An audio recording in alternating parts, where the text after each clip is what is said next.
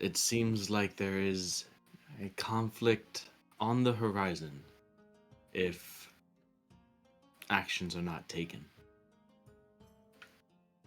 All of this politicking, all of these talks of conflict and looming war between perhaps Jejuanth on the northern border and Draconia across the seas, if these sort of radicalized factions, it would seem, are not dealt with. All the while, still in the southern provinces, there is a bit of a dragon problem where the red dragon Sidna, as you have learned, is seemingly getting a little bit comfortable in the southern provinces and making the occasional appearance to some of the outskirt farmlands as well as the smaller towns in the area.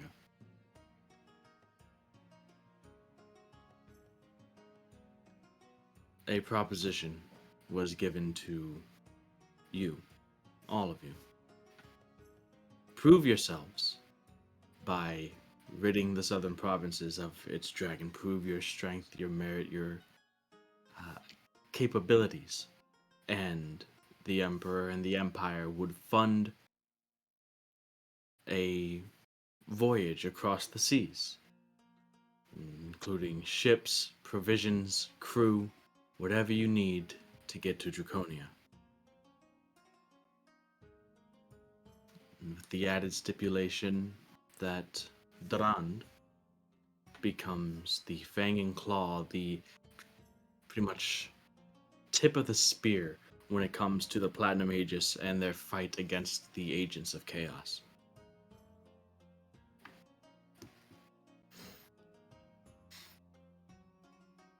After the meeting with the Emperor, after making your way back out and getting news of the activity of this red dragon, you made your way back to the southern provinces, where you began the process of information gathering. I believe that's where we had left off, unless I'm forgetting something. It's been a little bit.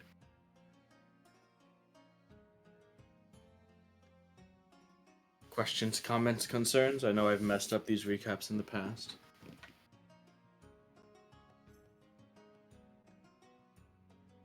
No, I think you got it. Yeah, that's where we left.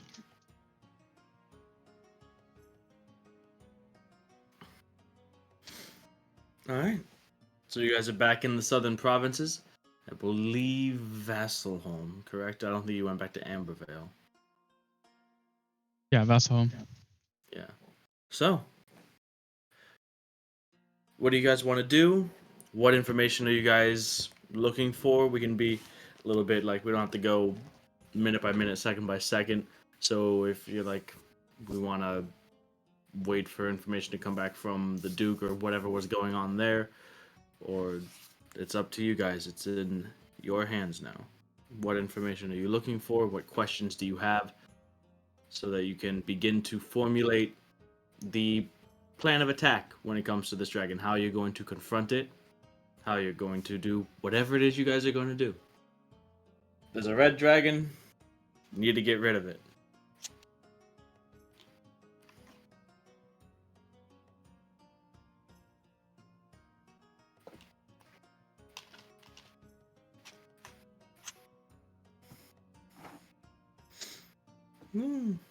It's always great. Start of a session where everyone's just like, I don't want to talk. I don't know what to say.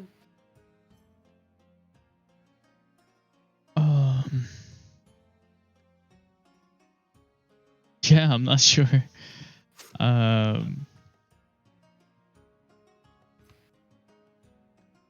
Like, even if it's not like in character, just if you have questions from me about whatever concerning the situation, you guys have the problem, right? So, what do you feel like you need to solve it? And, you have questions you can ask me. You guys can talk with each other, of course. And maybe by that we'll figure out where to go in game. Unless you guys already have, just do whatever. It's D&D. Well, we have, as of now, I know we have very limited information regarding the dragon, only that it's been hitting up a couple of south provinces, right? Yeah. But like we haven't I guess we can maybe look at the most recent one. Okay.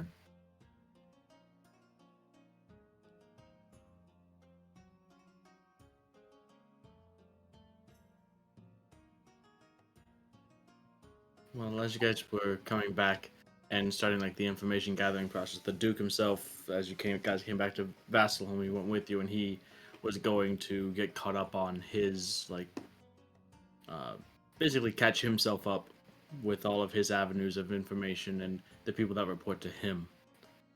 And so, after a few hours goes by, you're found again, and he has his stack of reports. He's being flanked by a couple of his personal guards that kind of blend into the background.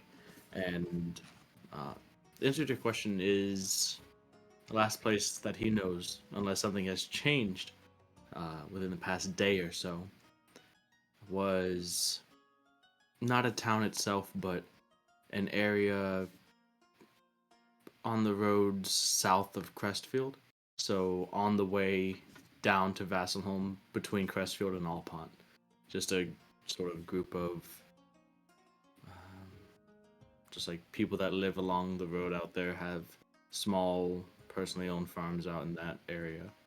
No specific like civilized grouping of town or society or anything like So that. it's just been farm. Individual farmers. Mayhaps sorry. Like the sightings or the areas that it's been hitting, are they all neighboring each other in the south? Like I know they're all in the south, but like They're all in the southern, but there doesn't seem to be a particular like path that it's going on. And but yeah, the largest place that it had actually hit was it had hit Crestfield and Alpont a little bit, not enough. It was just really, it seemed like a intimidation thing. Fly by, set some stuff on fire, and fly off. It didn't seem like it meant to level the city. And since the preparations were put in place by the council and all of that, people were ready and actually seemed quite effective at dousing the flames and keeping their homes and businesses relatively undamaged. I have an idea. Hmm. How about before we go looking for a dragon, we know what to do with it once we find it? Because I'm not just running in there again. well, I don't think we have to run in there. Definitely would be a good idea to have a plan. And just one of the things that you had brought up was actually used in like a small scale, like a offering of gold, silver, trinkets, shiny treasure things was put out in hopes that if the dragon came by, it wouldn't scorch the area. And this seemed to either appease its ego or whatever. And she, Sidna, took the treasure and left without attacking anyone. And at that success, basically the call for that tactic to be used to stave off future attacks had kind of slowly begun to spread throughout the southern provinces. At the moment, it seems like the furthest Sidna has traveled has been about the Crestfield area.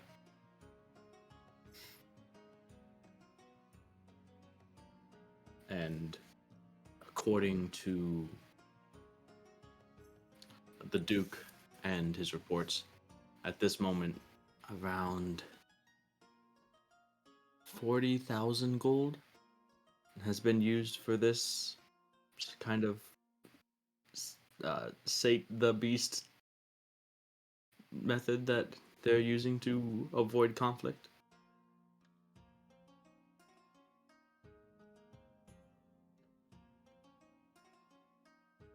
And so then the question becomes, coming from the Duke, is obviously the goal, the main objective here is to rid the Empire, rid our people of the southern provinces of this menace. However, if we could recover that coin, it would go a long way. If we could get it back, it would stop others from feeling the need to. Everyone feels the burden. It is not a small amount by any means. I'm not sure where this thing rests its head. We have no word of any sort of speaks of a lair or any kind from our scouts or anyone that has offered up information. So to figure out wherever this thing is hiding out when it's not ravaging the lands, that would be another matter entirely.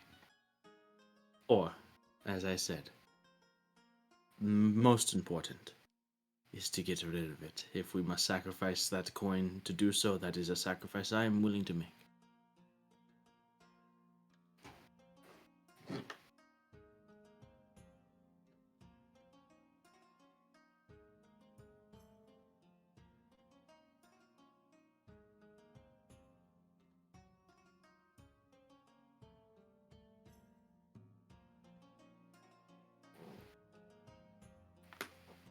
Okay, so what if we just set up another trap, but we'll be nearby? And then, I mean, I doubt the dragon isn't gonna take a challenge. Svenkard along with you. That is perhaps true, although I feel like this one, from what it seems at least, does enjoy feeling powerful and in control. From what you told me, you gave it a pretty close scare.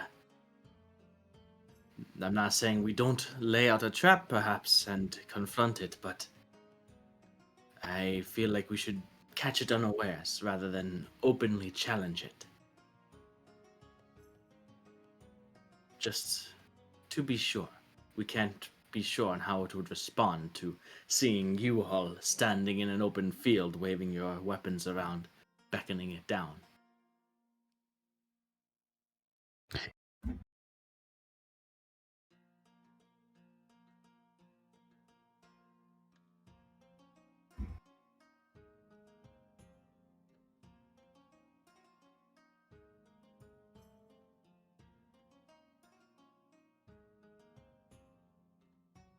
So what do you mean by trap? How would you trap a dragon?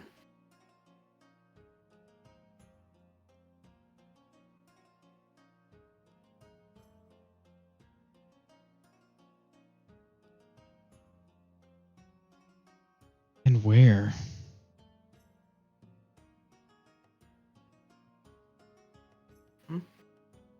I mean, we have to pick a place where we would have to do it.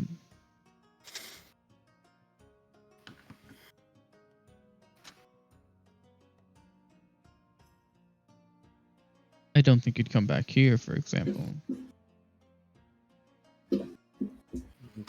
It has not gotten too close to Vasselholm, no, and we have plenty of sentries along the walls in case it does. It definitely seems to be picking out weaker, less guarded targets.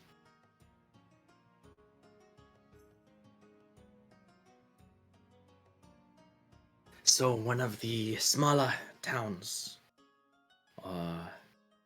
grouping of farms, seems to be what it's been picking at then.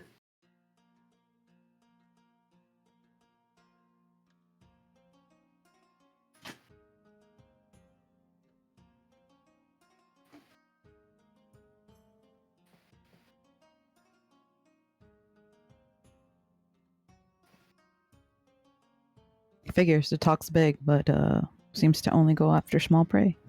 Kind of funny. Not that what it's doing, it's funny, but Which is why I say perhaps not an open challenge and more of a taking it by surprise.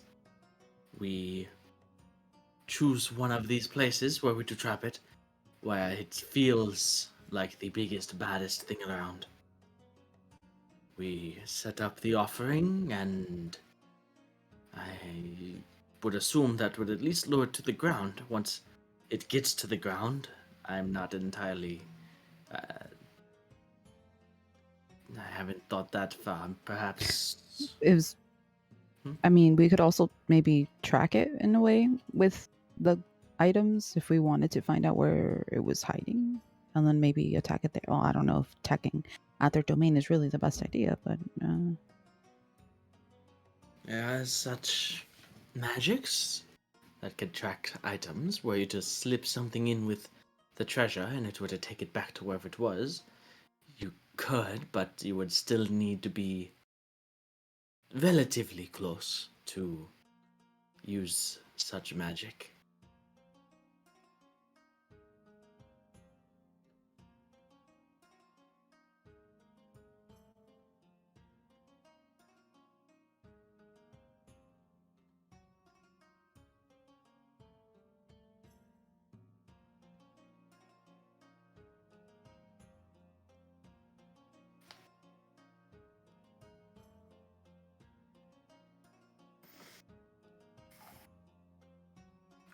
There weren't any, scales or anything left behind after our skirmish in town, were there? If there were, then I don't know where they would have gotten to. It wasn't a priority at the time.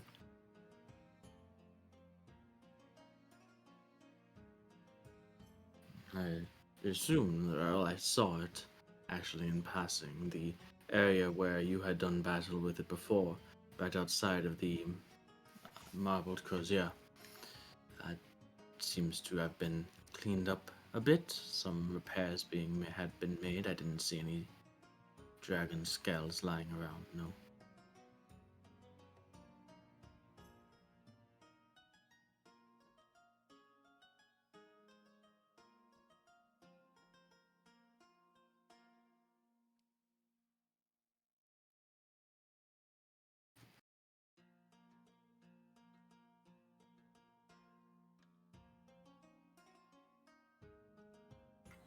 Well, there are a few options for what we could do. Could send out word that, there's a considerable sized amount of treasure being sent out to Crestfield or something to compensate them for all the dragon thing from the Emperor guy and person. And, then make sure that it's known far and wide that this, little caravan thingy is coming and, you know,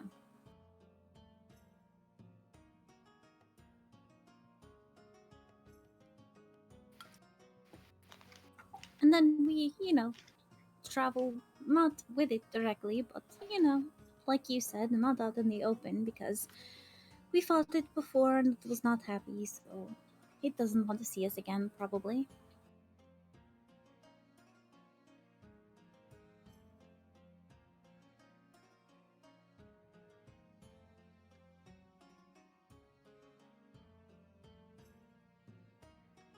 Or I just, Mirage Arcane, a fabulously wealthy looking town in the middle of some field somewhere.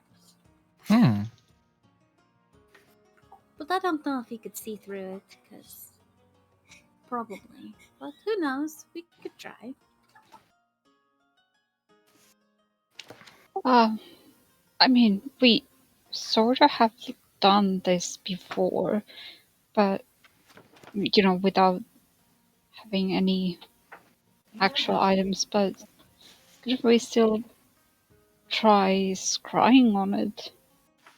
Well, yeah, I just was looking for a part of it. I mean, I don't know if singed hair counts, because it came in contact with its flame. no, But, Nate, you know. no. Yeah. Well, Technically, it was singed by its fire, so my singed hair has a part of the dragon on it, so I should use that as a. Well, I mean, the wrong sword might have had blood on it, but I didn't collect it.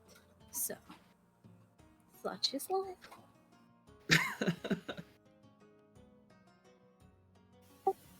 maybe we could try asking around if anybody has a scale or something.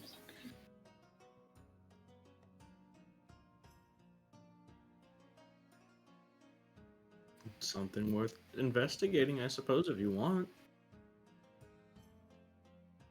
Or, I mean, I could just try to cold scry on it and see what happens. But, Maybe. I don't know. I don't know how spells work.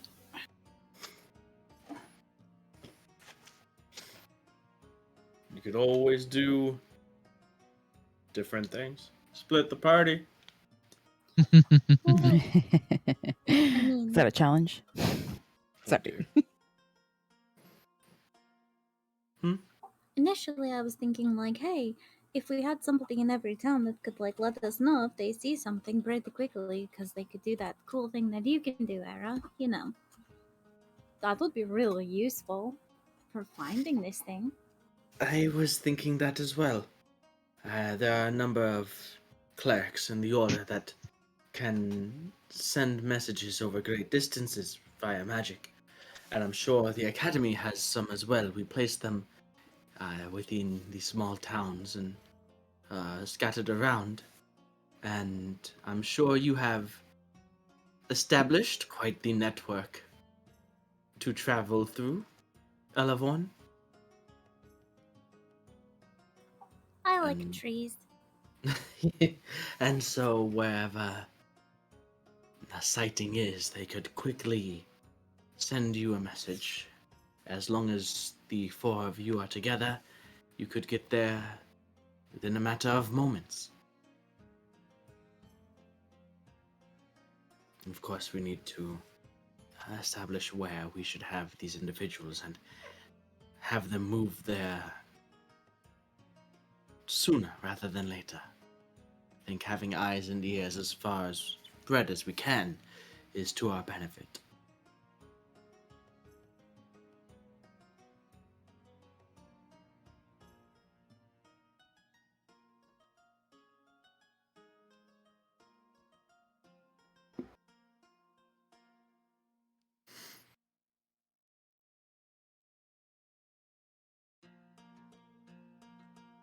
So what do you guys want to do? Well, there's the guy in, I think it's Galen. He's in Edgecliff already. So, like, he could probably just let us know if anything is going on there. Do you have an Edgecliff tree? We haven't been there in a while. And I don't think... I'm not sure if you've been there since you had transport via plants. Oh, that's where Nerdion was brought back to life. But Isaiah got Did you us there. transport via plants? I'm sorry, I just don't know. You know better than me, so just... If you do, then you do. Teleported us there from the In the middle of thing. nowhere. But we were there outside of, like, between Edgecliff and Crestfield in the woods there for quite a while, looking for Jenny when the hag had her. And so, I mean, I don't know, traveling to Edgecliff wouldn't be too terrible, but it might be something that I should do if we feel I don't have a tree there. No, I'm just asking if you do or not. I'm not sure. I kind of made it a point once I learned about the spell, like, when I first started playing, to, like, be booping trees along the way. you know, well before I had the spell, but I don't remember specifically if I did outside of Edgecliff. Okay. I don't know if you did. I mean, I think it's fine. It would be in that forest. Touch the flight path, you do. We could ask Isaiah to teleport us there so you could find a tree to touch. Fine. It would be. It's a little ways of a walk because it's in the forest outside of Edgecliff, so it's not like one of the ones you have for Ambervale, Vasselholm, or Crestfield that are like right there, but you have one that's in the area of Edgecliff or Harpy Island if you want. Yeah, Yes. let's go to Harpy Island again. Let's go to Harpy Island. It's like a theme park, but all wrong. Woo! I want to ride the rides. Okay. It's a nice boat ride with fireballs. Oh, Cele. Anyways, unless there are any more questions, the Duke is going to go and begin to make provisions. He says he's going to basically go and gather another, basically wagon full of chests and money and things, just to be at the ready for when you decide to use it for whatever you need to do. Okay, so I have another question, Yes. but I need to look at the spell. Basically, I was thinking that since I've seen the dragon pretty up close and personal, and since I have the transmute mud and rock thing, whatever that is, would I be able to tell reasonably, like, how effective that would be on, like, a paw of a dragon or claw, whatever? How effective transmute mud would be? Well, yeah, to like turn the ground into like stone, so it sinks. If I can make it like marshy ground or something, and then if it sinks into it, turn it to stone. It's What like do you mean by transmute. how effective? Are you asking me how strong the dragon is? Not like how big its paw is, because like if all I can trap is a toe, that's not going to work. And then like Well, if it just sits there and allows itself to sink in, I'm sure it would be pretty effective.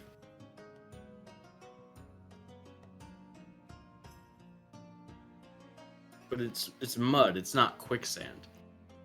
That's it. Everybody move to the quicksand. See. We're going back to the quicksand sea so I could trap the dragon in quicksand. No, that's fine. I don't know. Okay. I don't have anything. I guess I would take Oliveborn's suggestion and I guess try to find more information through, I don't know, what was it, the Phoenix Academy? Through other posts? Because I thought we were already under the impression that we were doing that and we were getting information. That's why I was a bit confused. As far as like the whereabouts. Well, they're saying getting information. You guys, I think what you were Right. talking about is different things. Is setting up Ah. people with the sending spell in various points along the Mm. provinces, so that if there is a sighting, they can just, hey, we see the dragons in this place, and then Elevorn can just walk you guys through a tree to that area. Okay. I guess I would like to prepare to do something like that, and they can obviously let me know since I'm the one communicating with them. Question mark. Okay. Well, I'm just saying you gotta have, get people to that place, which you guys can probably definitely do, as this dragon is a very looming threat that everyone wants to take care of.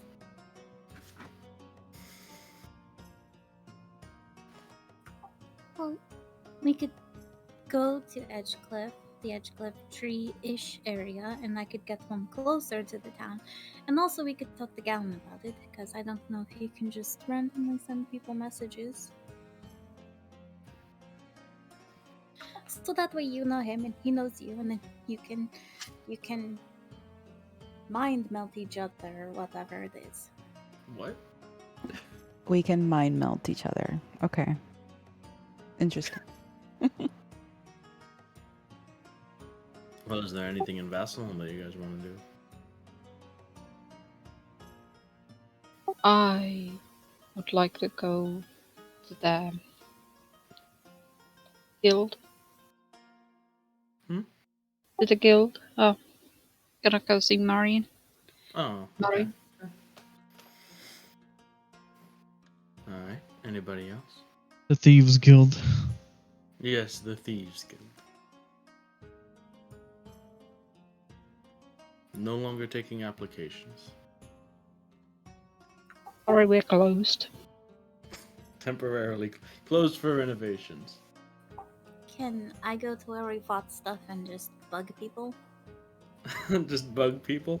Okay. Yeah, like, did you find any, like, pieces of scale or anything like that? Because that would be really helpful and, Okay, sure. Make an investigation Basically. check, Elephant.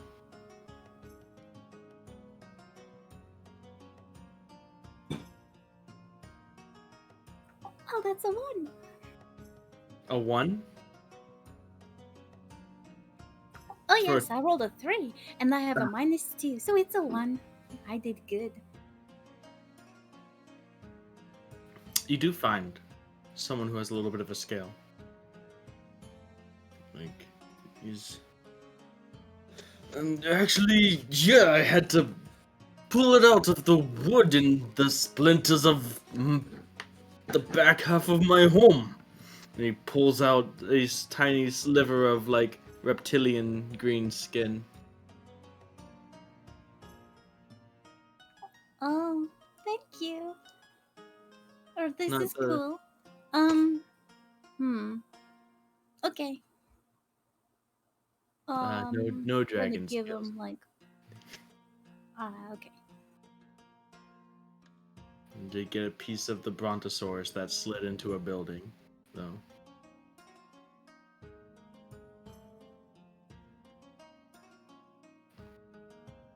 Anyways, Nadidion, you make your way to the vagabond slums into the small hole in the wall Twilight Pint. You give the code and you're let in down into the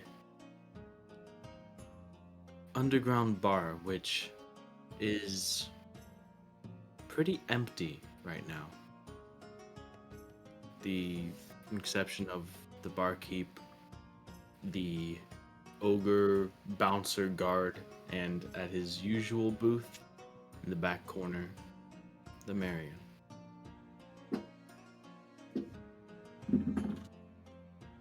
Well, I'll walk up to him unless he seems busy. He always seems busy, True, but but actual he, busy. as you kind of look around and as you notice him, he just motions over to you as he, without lifting his eyes from his work. I'll sit across him. I'm not entirely surprised to see you here, Neladion. I am a little surprised it has taken you this long after the events of almost a week ago for you to find your way back here. I would assume that we would be able to be of some use to you. I mean, I guess the whole dragon thing has been, well, definitely dragon. Interesting, wasn't it? A dragon here. Very, very interesting, and that definitely messed up my whole, thinking process. Apparently, Quite a jarring event for many people, but when unexpected events arise, you have to be able to think clearly to best take advantage of it. That includes our dragon as well as those of those drow and dragonborn that decided to attack the city. It is stirring up quite a bit in the ways of my businesses. Can't get into the details of that, however, you must be here for a reason. What is it? Oh, well, I was mainly coming here to. Well, I don't know if you managed to get the money from the stuff that I gave you yet, but if you haven't, yeah. that's totally. Oh, it would have been fine if you don't, because I was just going to say that you could possibly send them to Ambival or something, but if you have them, I'll You take still them. can if you want. I need to pull out the receipts and get it all under and uh, figured out, but Well, I yeah. wouldn't take too long. Well, yeah, just send them to Ambival. Alright. Was that it then? Oh, I don't. We had some points of contact, some business dealings with a few members of those factions that are now entirely removed from probably ever coming back here again without fear of being arrested, and so have to secure some new avenues for certain goods, you see. Yeah, I can imagine that. Though I do not believe any of my contacts have ties with that sort of activity. They didn't seem the type. More smugglers than idealistic warriors, really. Well, I guess it's best for them to still lay low a little bit, anyways. Well, certainly, but that is their decision. I don't mind. If they're willing to risk their lives for some coin, all the better for our business. However, I'm not willing to bet on it, which is why I'm trying to dredge up some old contacts now, but that is no matter. And that's why the place is empty. Gotta get my feelers out there for how things are changing in the marketplace.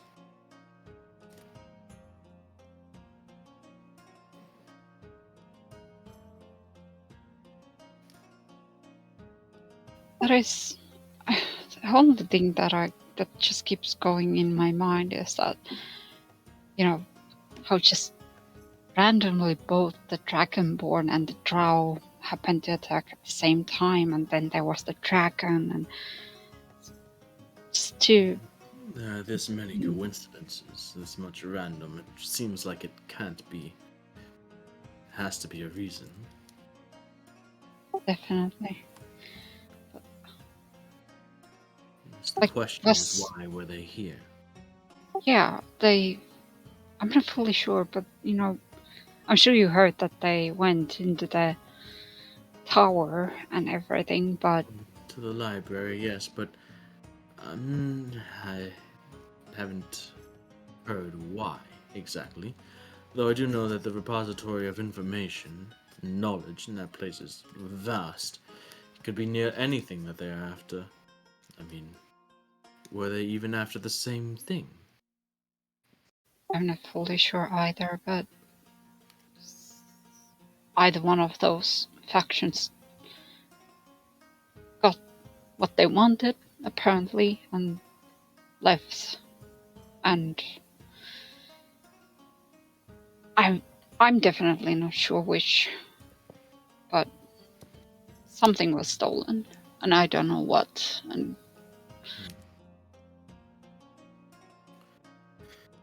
I will have to try to figure that out myself, if not for anything other than my own curiosity. Though the collective, as well as the academy, are famously tight-lipped about their secrets. they definitely are. But if you find out what it was, I'm interested in too. You as well as many others, I'm sure.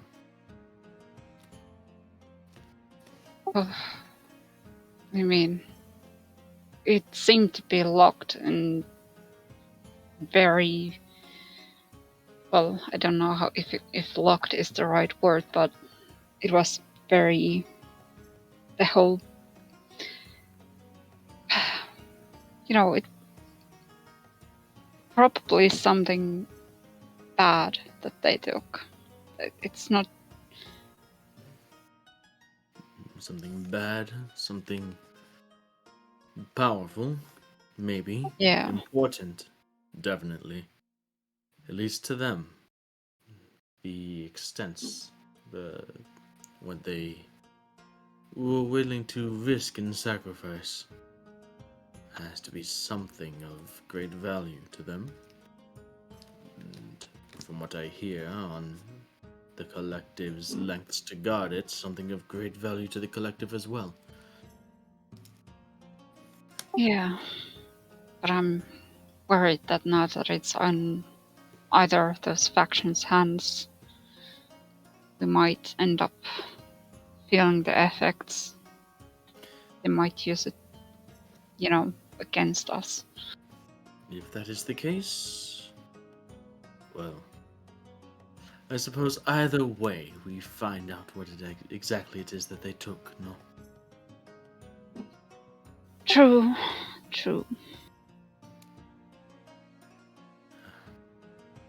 So I will have your coin sent to Ambervale. I assume you are still in the same residence as before and have not moved? Yes, that is true.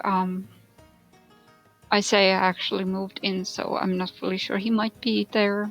So it's fine to leave the money to him. Yes, sir. Okay. And otherwise, is there anything I can do for you, Neladion? Well, I can't really think of anything except if you hear anything about the thing they stole, if you could send me a message some way. I'll keep my ears open. Yeah. And then I'll get up and I guess I'll leave. Alright. Anybody else have Vasselholm stuff to do?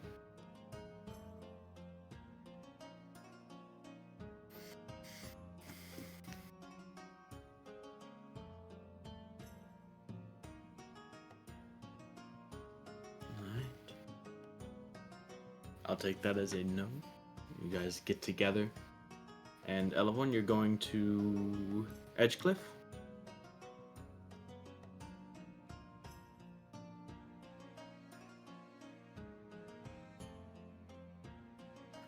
Or whatever people want to do.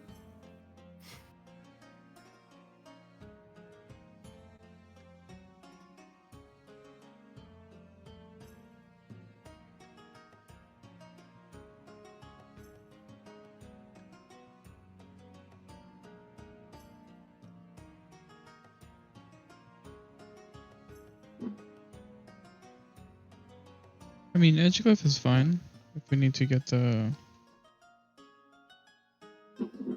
access to the tree.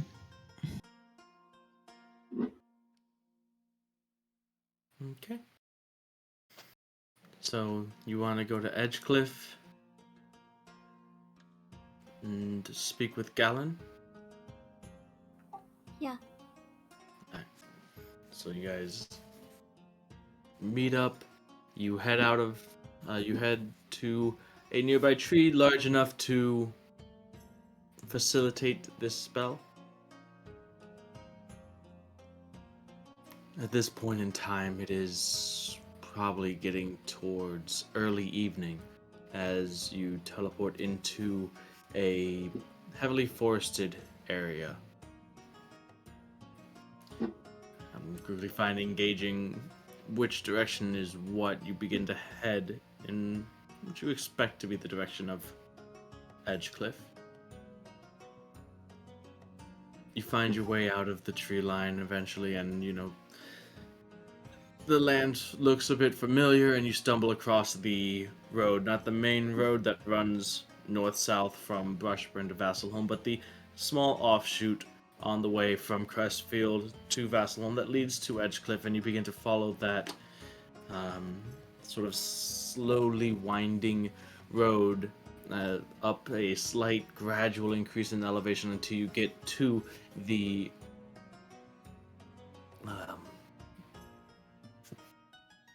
the average-sized town of Edgecliff that rests on this plateau overlooking the ocean and in the distance Harpy Island.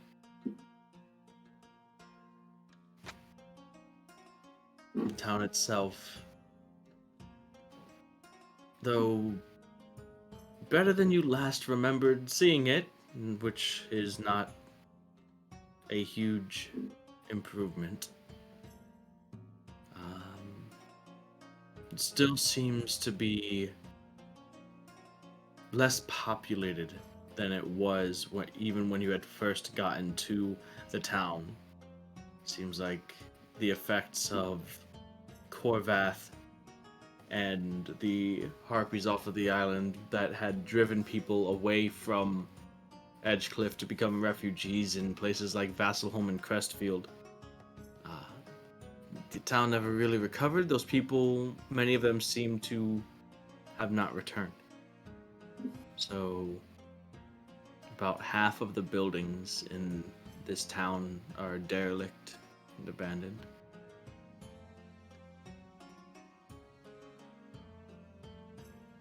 But you make your way to the large wooden structure, the Temple of the Raven Queen here in Edgecliff. And with a creak of the doors, you enter into the place. Immediately, the slightly chilled air within kind of sends a little bit of a shiver down your spine, as the sudden drop in temperature is a bit of a shock, as well as just the flood of memories and events that come with being in this place. Nedadion's resurrections, Jenny's resurrection, the doing away with of Phantasm and the demonic spirit that inhabited the blade. All of these images and memories kind of just washing over you as you continue into the temple, which does seem to have collected a little bit of dust on some of the benches and seating areas, small desks that hold the candelabra. It's pretty dimly lit, and unsurprisingly, you see a figure at the altar.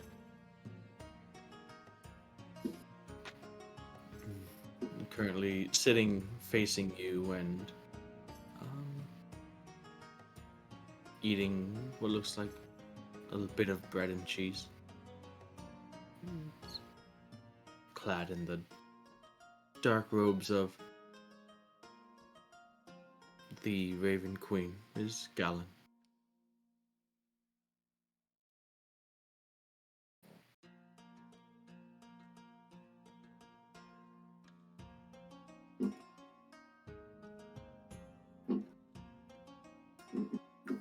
Galen going to be like kind of boisterous in the way. Yeah. Your voice drifts away, although it carries, and there is a slight echoing effect of the temple itself, as whoever's last in closes the door shut, and the sound of the door closing also echoes through, and each step of each of you just kind of carries the sound of it as you walk towards the altar. And Galen, who looks up, finishes a mouthful of food, and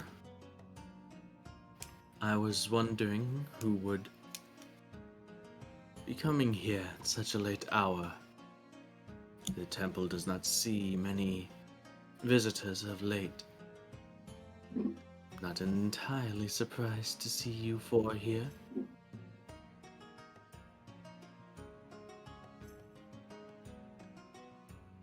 All alive, it seems. That is good.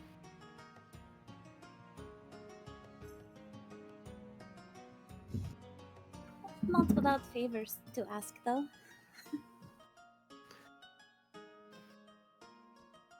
I am but a servant. If it is within my capability and within reason, I shall do what I can. I'm not sure if you've probably heard there's a dragon on the loose. I've heard whispers. Not to, I don't want to spread panic or anything, but they are true. And we were wondering if you saw anything, if you could please let us know. I mean, Era here. I will, present Era. Like Vanna White style. She can communicate with her mind with magic, but it's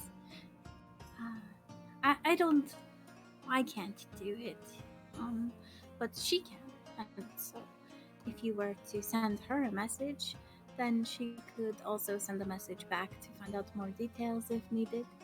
The nature of that ability is such that anyone can. If I were to invoke that bit of the gift that the Raven Queen has bestowed upon me, you would be able to respond. Oh, okay. That is true. If it is Era, however, that you wish for me to contact, I will. Certainly. I do not know what any dragon would seek here,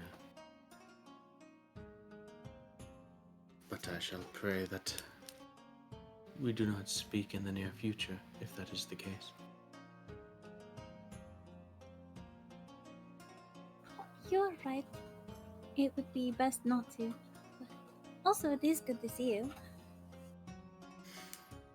It is, like I said, good to see each of you alive as well. We were in Worthy, and it was really bad there, but the Raven Queen's temple was sort of a refuge, or, it was really important. She was very important. Yes. Of that, I have heard more from brothers and sisters in Worthy. Terrible what had happened there. Horrible affront to our queen, to the sanctity of life and death itself. Glad that you were there to, in some small way, begin the process of putting things right. From what I understand, it's a job not yet finished, but much better than the alternative.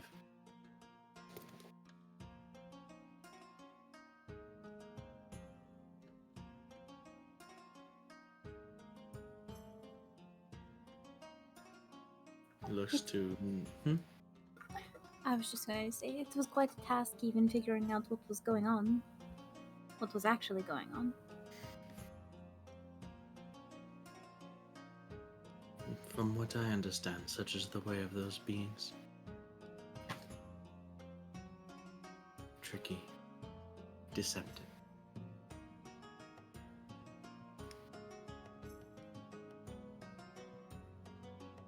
He looks to Neredion.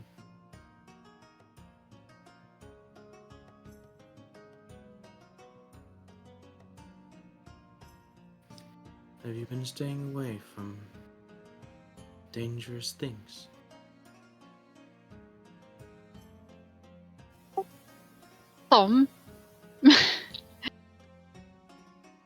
As far as things that... Nothing like phantasm. No. Yeah, staying away from those.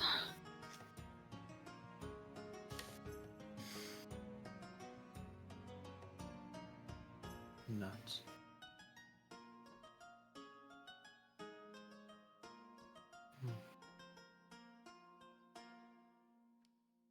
Was there anything else?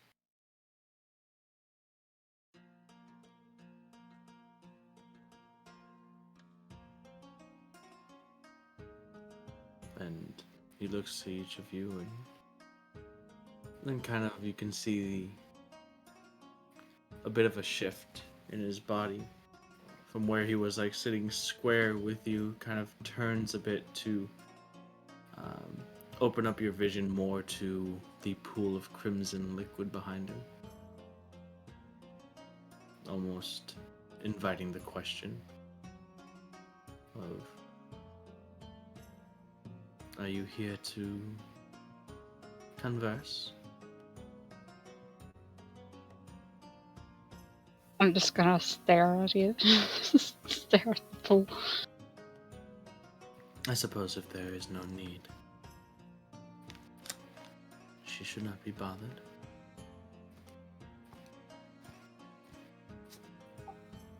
Is there anything that you need?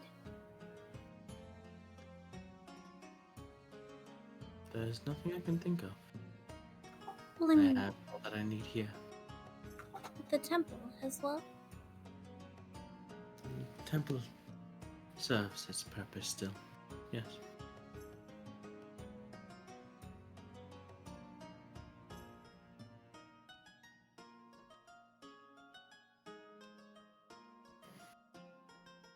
As I said, less and less people in recent times have come, but that is because there are less and less people who have made Edgecliff their home. Such is the way of things. But as long as there is an Edgecliff, as long as there is this temple here, it is where I belong. As long as people are around, they will need help when confronting the end of their lives and the lives of their loved ones.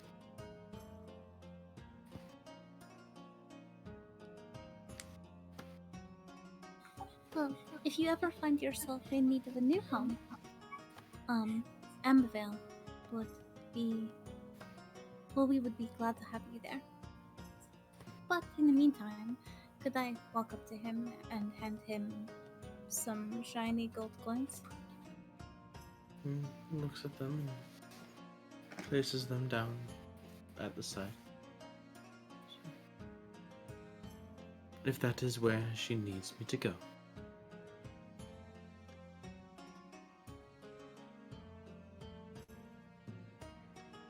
I shall pray on it. Oh, I wasn't paying you to leave. I just thought, if anybody needs help here, or if you need to help people, or need supplies of some kind, or I don't have a proper offering. I don't know what the proper offering for the Raven Queen is, actually. I was speaking on your offer of Ambervale.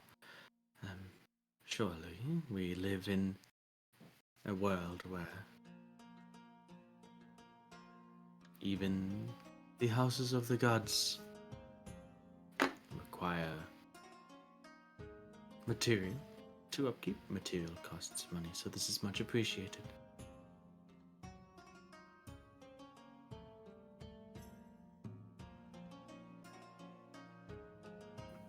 I don't Might go think... into. I've been meaning to replace that door for some time now.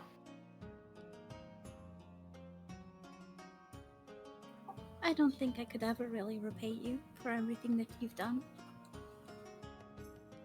Or obviously the Raven Queen,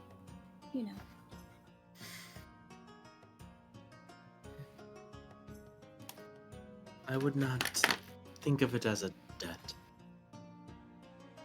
What she did, what I did, was nothing outside of my commitment to her and her duty within her domain. Your friend here and the child were taken by unnatural means, and that inherently stands against what it is my queen represents. Would be against her nature to have not helped you.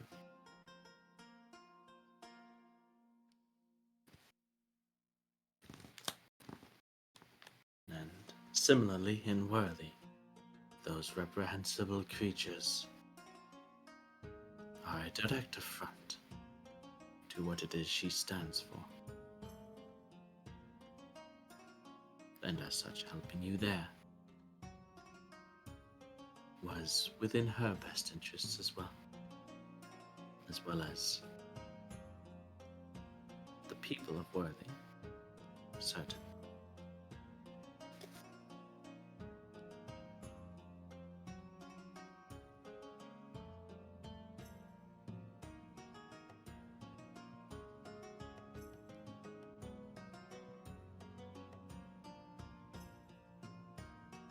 Well, thank you for everything, both you and the Raven Queen. I mean, He nods without saying anything else.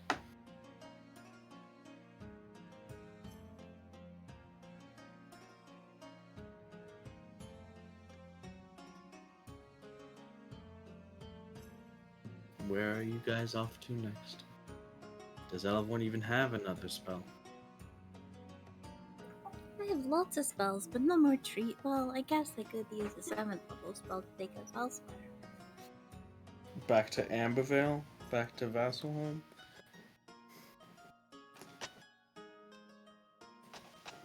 Oh wait, no, I've already used everything. I can't take us anywhere except flying. Edgecliff isn't terribly far away, thankfully. Or if we have some other means of travel that I'm, you know.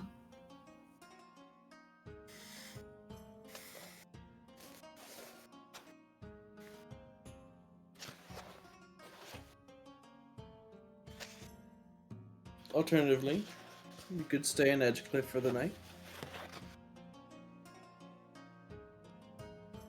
Yeah, Mhm. let's stay in Edgecliff for the night. The voice in the sky says yes. Okay. Never mind, It's a alright? beautiful No, view. we're staying in Edgecliff. Fine. Beautiful view. I say we stay. Haven't been here in a while. For a reason.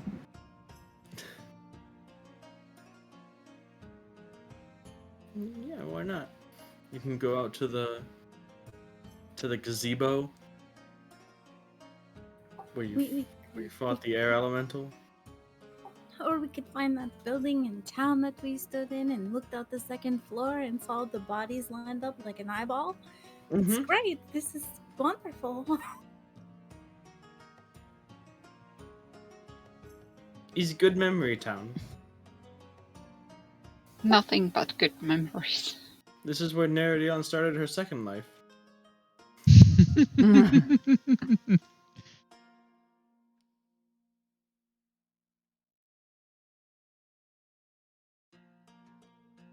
I mean, despite the horrible, tragic history of the town, Donald isn't wrong. There are places where it's a pretty nice view, and it's, other than the, just horrible misfortune that has befallen the town, this could be a really nice place. Just had probably one too many bad cards dealt to it.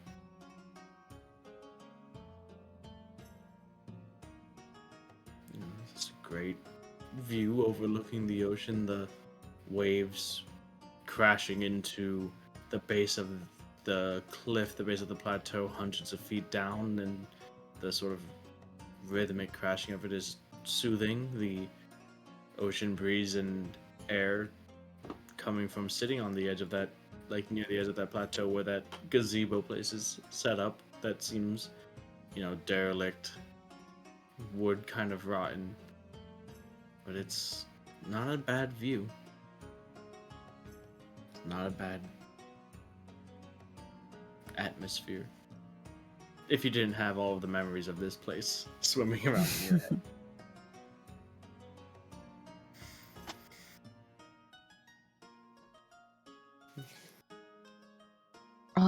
Could I ask, what time of day is it again? It is at this point, Right. well into the evening, on Oh, its way to nighttime.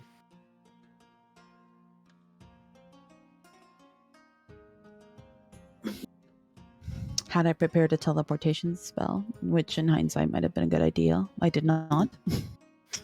So I can spend, if we decide to stay, I can spend the evening maybe sending out, not sending out, but sending out messages to members of the academy to maybe help or assist us with taking outposts, like in the areas affected.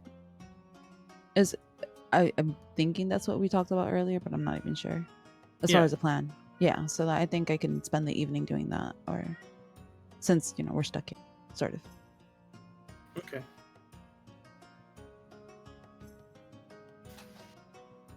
So, first one that you talk to is Willowa and the people back in Ambervale.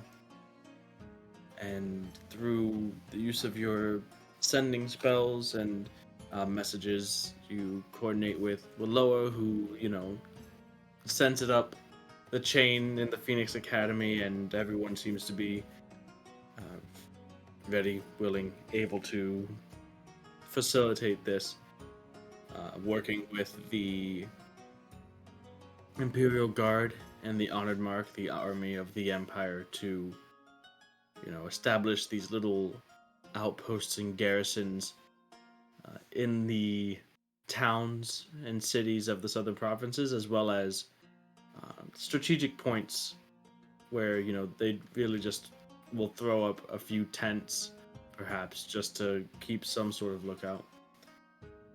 But that process is going to take a while, but it is underway before everyone is in position.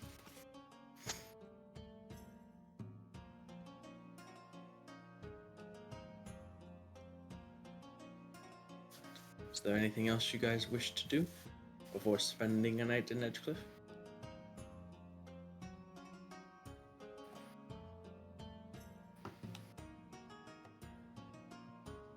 I'm good. Durand, Elavorn.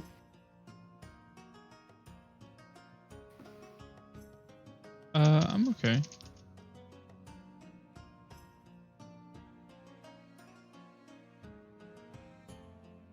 Alright. Next morning comes. All of your fancy spell slots are back. What do you do? New day, new prepared spells if you wish.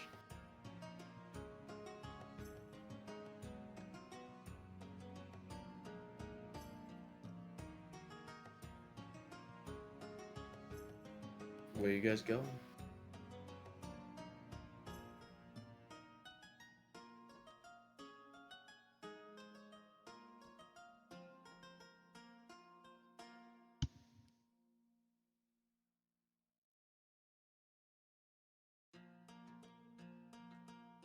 I have a question regarding the teleportation circle.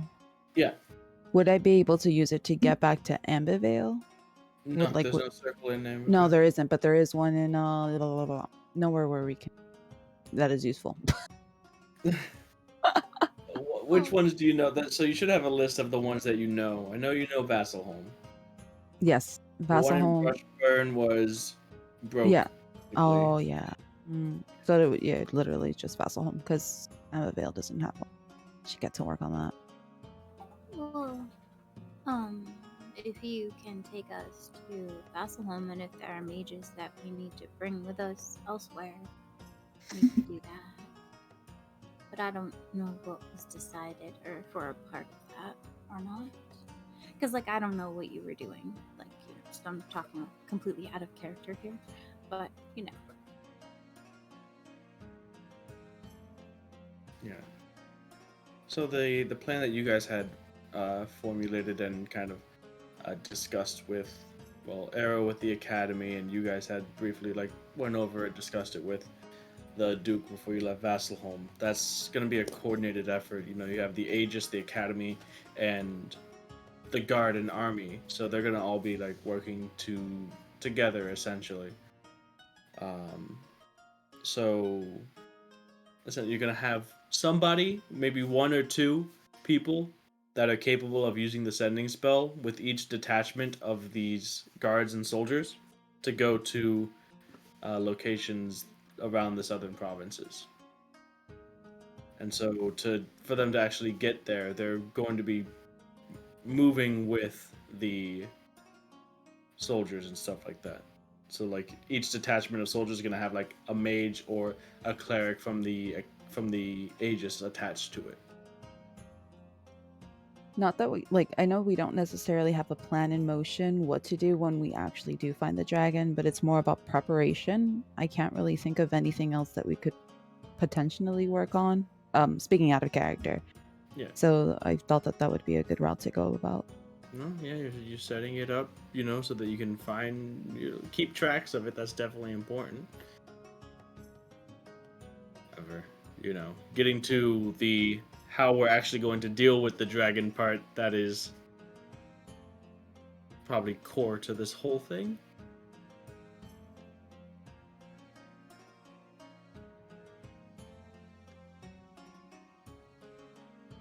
But for now, you guys are in Edgecliff. Are you going to stay in Edgecliff, or are you going somewhere else?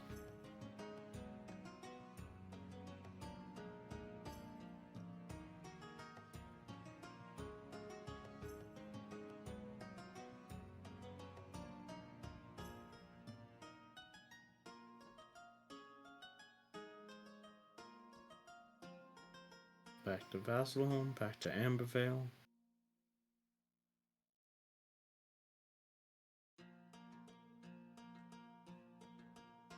Are there any maybe other ideas or plans that we should be thinking about aside from that, or?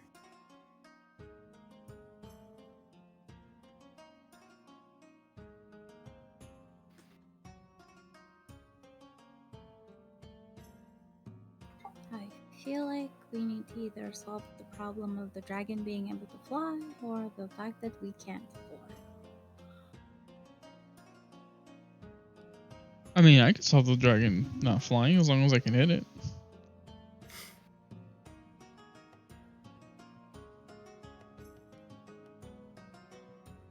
Make big nuts and just kind of like trap it. Get it in a cave. I don't know.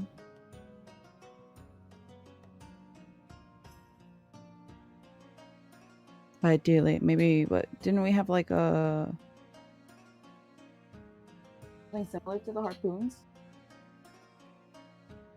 Something similar to like I don't know. They're not harpoons, but like the things that shoot arrows, the big ass. Ballista? Yeah, that. We can try to like aim for its wings, but like that's mid battle. That's already talking like.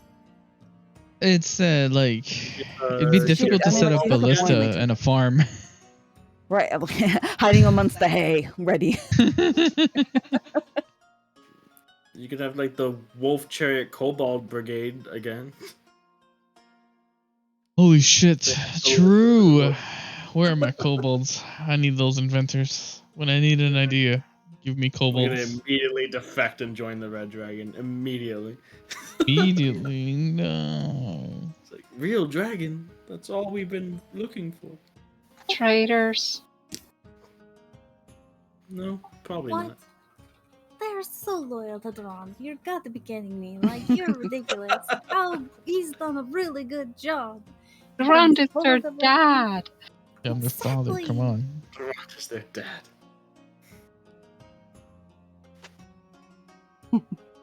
I mean, if you want to, lay a trap for a dragon, you're not wrong. You do have maybe not the most effective, but some of the most trap-minded individuals. Oh my god, those tunnels. It's awful. We got the bugs everywhere. Little trappy kobolds. True, if I need to figure out a trap, we should go to kobolds. So we're going back to Ambervale. So back to Ambervale, so Durant could go and build some traps with his kobolds. Well, I mean, maybe if Isaiah was there too, they could come up with some pretty cool stuff. Magic Isaiah's not traps. a trap. Why is Isaiah a trapper? Why does it have to be Isaiah?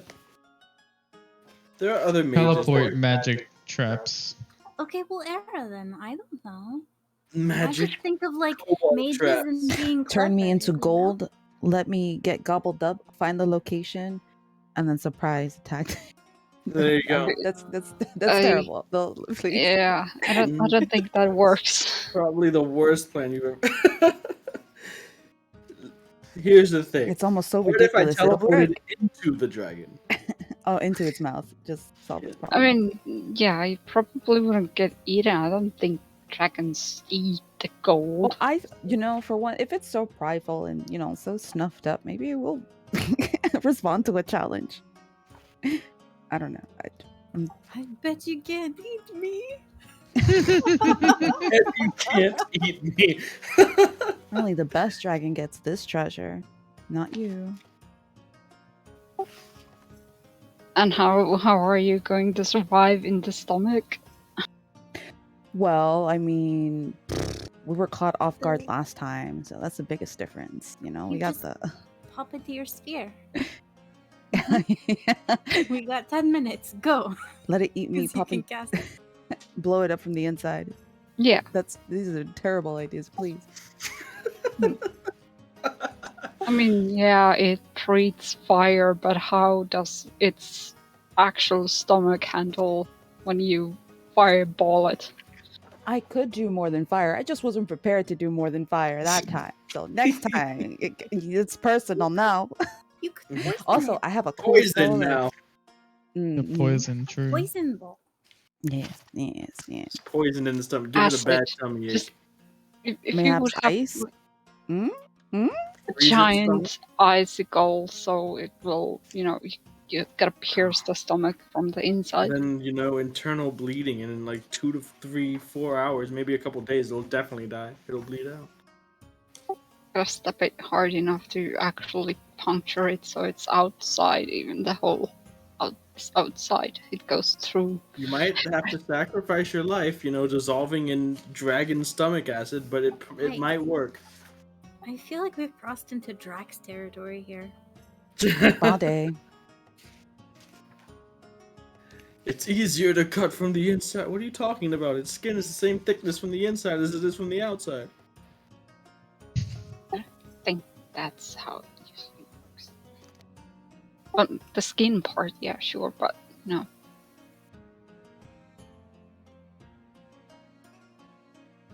But If I'm so stumped on ideas, I might as well ask Rosegarden and Naval for their idea. What would you guys do if you were a dragon? If I was a dragon.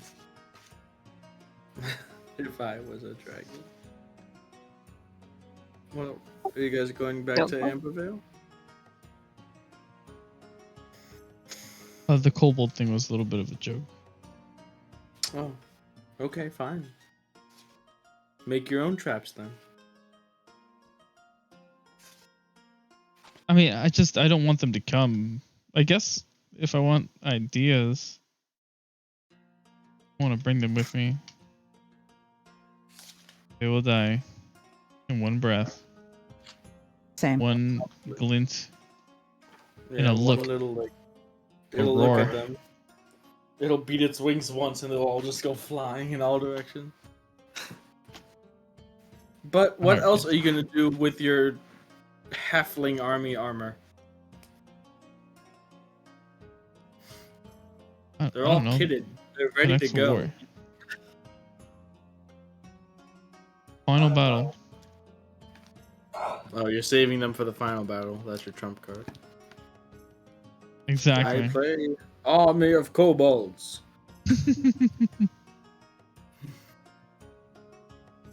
Lets me summon 20 kobold creature tokens.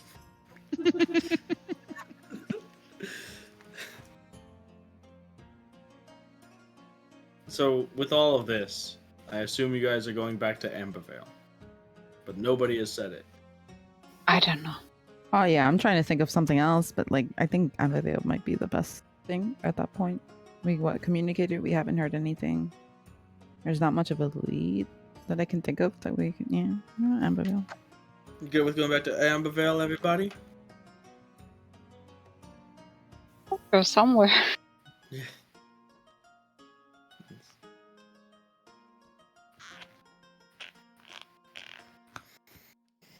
Guys are making me look stuff up.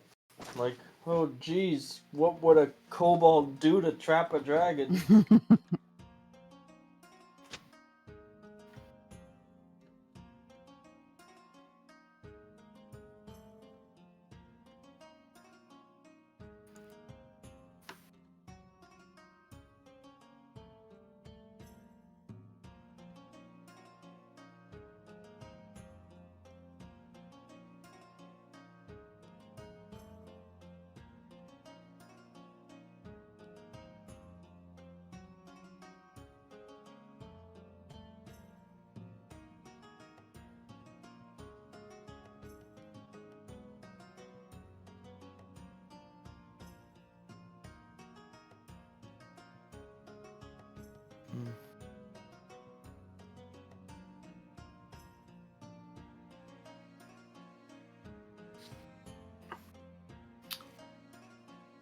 Because you had said trap, dude. Was there something? Were you like? Did you mean that literally, or did you just mean it as like? Did you just mean bait? Well, I imagine there would be something that exists that can. I'm thinking like I don't know.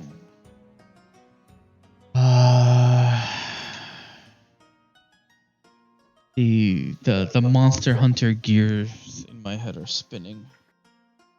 Monster Hunter gear? Yeah, you never played Monster Hunter? Basically, what we're doing right now. I played. Yeah, I played it.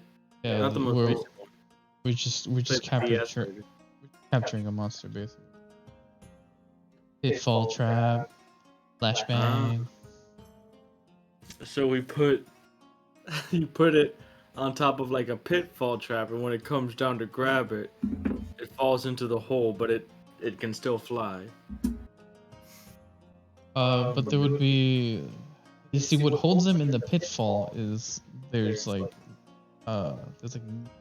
net something holding them net? down. Yeah. Holding down their That'd be a wings. pretty big net. Yeah. Yeah. Well, I have the Earthbind spell, which is concentration up to a minute. Choose one creature you can see within range. Yellow strips of magical energy loop around the creature. The target must succeed on a strength saving throw, or its flying speed is reduced to 0 feet for the spell's duration. An airborne creature affected by this spell safely descends 60 feet per round until it reaches the ground.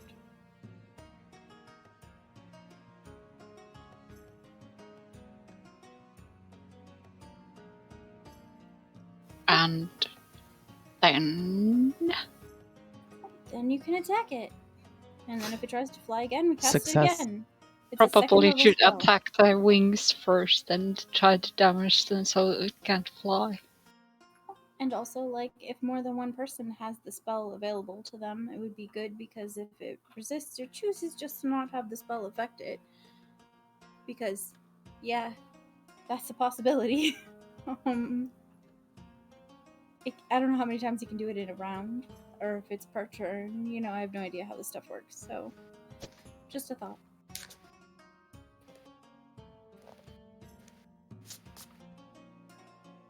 I don't feel like it's telling you guys too much about it, but for creatures, legendary actions, for things that have them, they reset each turn. Each time its turn comes back, it gets all of them back. Legendary resistances are per long rest. Imagine if it could get those back like every turn. That would be Holy shit, ridiculous. That would be too much. No, that's my final boss thing. Refreshing legendary resistances. F you. Yeah. I didn't sign up for Savage Raids. Yes, you did. You just didn't know about it. Okay, so I mean, I had knowledge, but it did use the thing to resist spell at the end.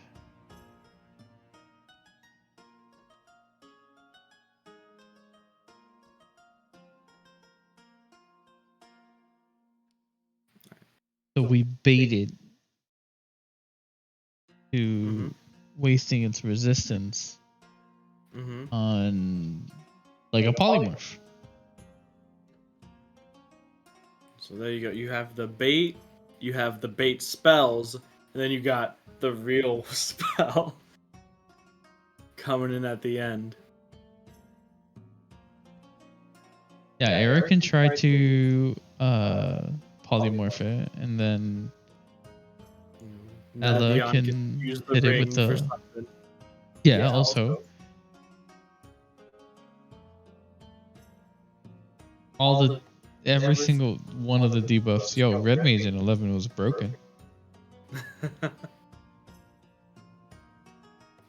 So you guys going back to Ambervale or not? Like, I need Oh, I to thought we were staying here. oh, forever. Wait, what did you Oh say? no, I'm sorry. The day's over. I mean, is there something in Amberville for us to do? Or we just go to back Well, to Bethel? okay, I'm just saying, you guys rested. You woke up. It's the next day now. Yeah. So I have questions about stuff, so I was thinking like Eric could help me test them. Sure. Okay. Magical experimentation. Go. Or whatever's closest to the dragon's breath. Oh dear. You're gonna ask Aaron to fireball you. Yeah. Why don't Oh you my just cast God. dragon breath on somebody? I can't. I don't have dragon's breath. Oh. I have lightning breath. I happen to not be a dragon, thank you. So like I thought you had the spell. investiture of wind says you can use your action to create a 15-foot cube of swirling wind centered on the point you can see within 60 feet of you. Each creature in that area must make a Constitution saving throw, or a creature takes 2d10 bludgeoning damage. You know, half as much on the save. Sure. If a large or smaller creature fails the save, the creature is also pushed up to 10 feet away from the center of the cube. So I'm wondering if this would obstruct fire at all, being, so windy, if it would, I mean, I guess it doesn't have to be me. We could just put something in the cube. I don't know. It's a cool visual, but no. The spell doesn't say anything about ranged attacks or anything, does it? Not even ranged it doesn't even say anything about ranged attacks like the whatever the other spell, like Wind wall. I have that too. I was wanting to test that as well, because I don't know how to test this otherwise. I don't know what to do. I have ideas, I just don't have, I don't know what will happen.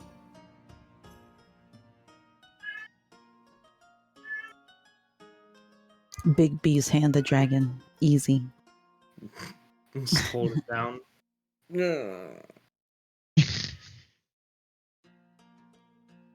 Maybe you can play rock paper scissors with it. Big everyone's grabbing part of the dragon, like in the demon in the monastery. Everyone's holding on to some part of it, and Duran just runs in and stabs it. Yeah. I got it. Banish it. Boom. Easy. That's done. the answer to everything. Solve it for a whole minute.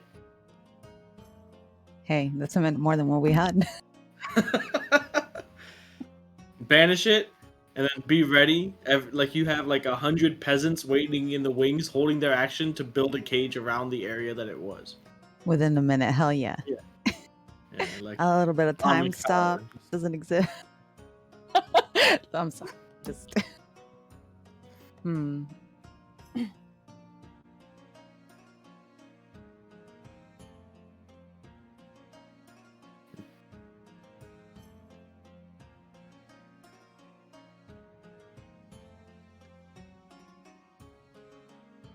No, but really, where are you guys going? What does it matter if we don't have a plan? Yeah, true. That's why we're Gonna just give us a plan based on where we go? Yes. Based on where you go, you may have different people to talk to.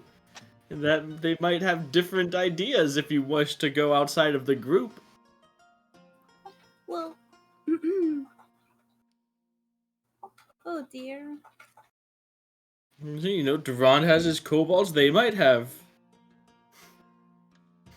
thoughts on traps. Yeah, I'm sure they have If you're thoughts. thinking traps.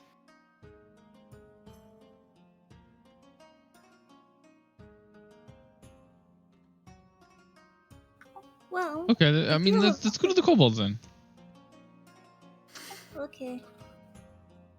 Wait, what was the idea?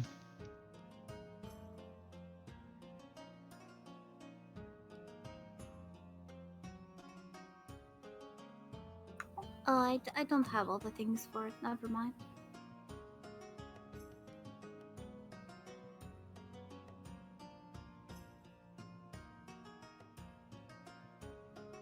It's like we could go back to the Feywild with the dragon. I'm sure there's stuff to fight it there, and it takes care of it from being here.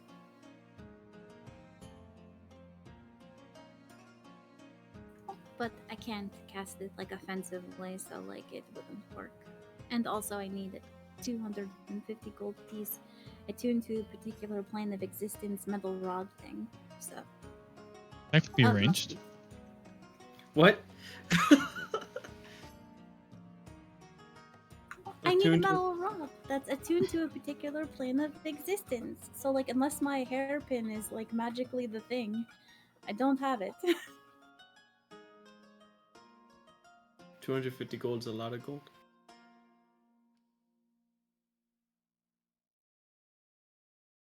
Seemed like it changed to Wyva. But you know, dealing in platinum. Change to who? Waiva? Yes. I also feel like we've gone over this before, so I'm sorry if I seem repetitive. But we never got anything out from the Dragonborn that were involved, like the prisoners that we caught, either regarding the dragon or what they were up to. True. I busted my ass to kill one dude and save the other one. Did you bust your ass? Was it really that difficult? It was hard. What do you mean? It was 2v1. Our homies were dying. Yeah, right. From the guy who's just like runs into every final boss just like you ain't shit. Okay. Hey, I ran Dude away that from ran up to the Snake dragon. God. You're like, oh, these two Dragonborn, they were really hard, man. I ran away from Snake God, I'll have you know.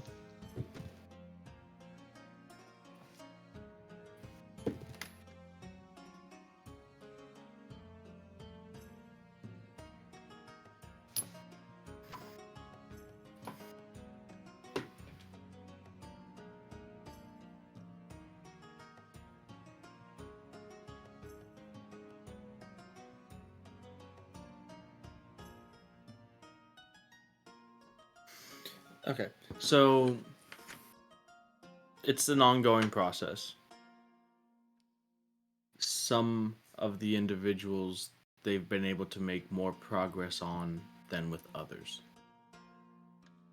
The Drow, they seem pretty staunch and haven't really given anything. Conventional methods of extracting information hasn't seemed to work, and they've been pretty tight-lipped about what it was they were doing here. I'll dominate them. Send me in. Sorry. The Dragonborn,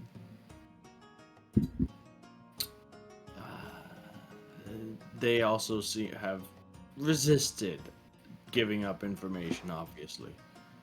Mm. But they, at least one of them, though not giving away any particular like exact details, words that they were saying, the like comebacks and threats to the interrogators definitely seemed occultish in nature. Mm. Although as of yet no names have been dropped.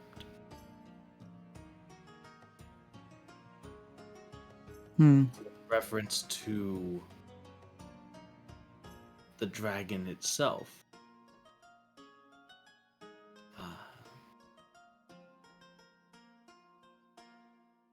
he seemed to know of it, but other than that was pretty dismissive, as it didn't seem like the dragon here was necessarily a part of whatever their grander plan was.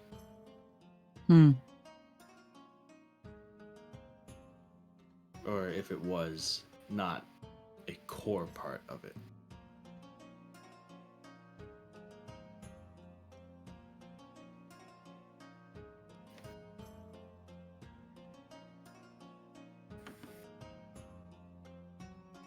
I see. I see. That's concerning. But okay.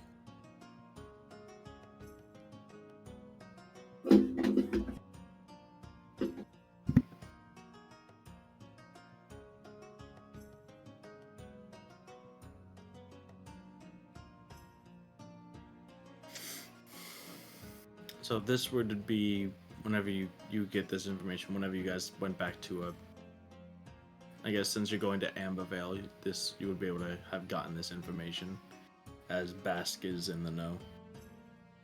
You wouldn't have gotten this in Edgecliff.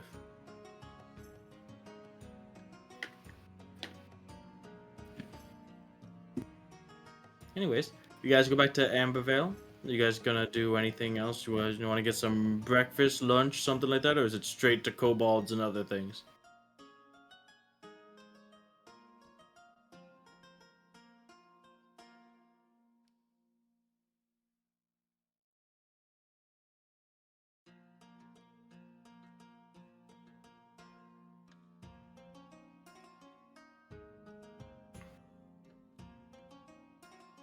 I'm not sure if we all need to go to the kobolds, so I guess I would just stay back at least. I don't know what I'm gonna do.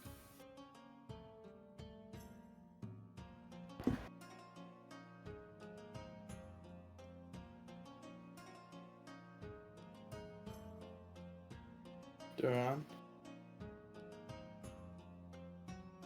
Yeah. What are you doing? I mean, I'm fine to get ideas from the kobolds about traps. Okay, who's going to the kobolds? And who's staying? Not in me. I'm staying in Ambervale.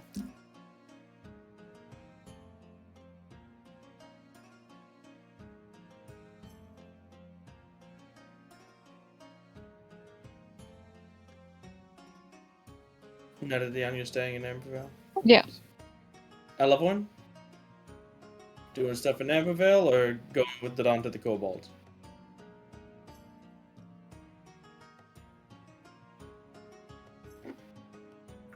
I'll travel with Duran.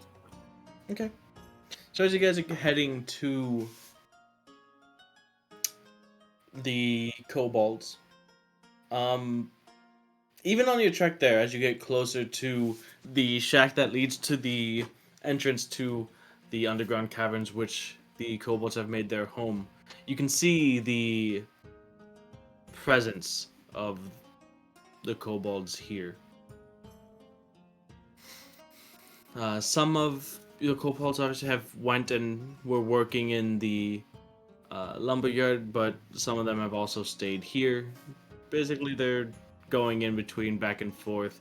They still feel most comfortable in the forest and underground when during the day, pretty much. So, both of you make a perception check, please. As it seems like the industrious kobolds have expanded out of the underground as far as setting up their, food acquiring mechanisms. Holy moly. I'm interested. It's a 26. Hmm. The most a I can roll. 15. How much? 15. 15 you said, Evelyn? Yeah. Okay. So, as you guys are walking through, Elevorn, you hear the sound of a bird in distress. Like chirping and chittering frantically. Oh no, I have to find it. Looking around, and Duran, you pick up pretty quickly that Elevorn is interested in this distressed sounding bird. You've heard it as well. And though she's looking around, going through and trying to find where it is, you spot it before she does. And what you see is hanging off of a branch in a tree is this sparrow-looking bird that seems to be somehow completely constricted and constrained in what looks like a circular cage of bark, but the cage itself is like right up on it. Like the bird would have to have like shoved itself into here. Like bits of the wings and feather and stuff is poking out. This bird is completely restrained. It's like a lattice structure bark spherical cage, basically, that seems to be like form-fitting to the bird itself.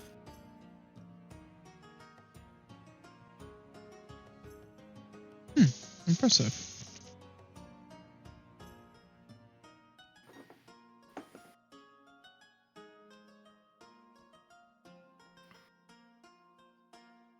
I mean, to help it.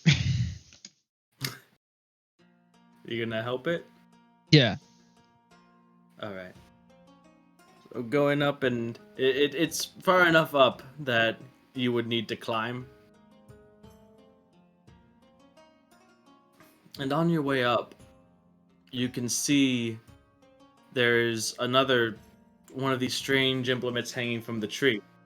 This one, however, it's again, it looks like a spherical lattice structured cage, but it's a lot larger, and there's a hole for like a large entrance with what looks to be some sort of like nut seed bait type stuff that is somehow adhered to this one stick that runs across the center of it. But the spherical kind of cage itself is pretty large, much larger than the tiny thing that is now constraining the sparrow. And upon a glance, especially like kind of holding yourself up and on the, you're not exactly sure how this thing works, but you continue to the bird, or what are you doing? Yeah, I can see. Okay.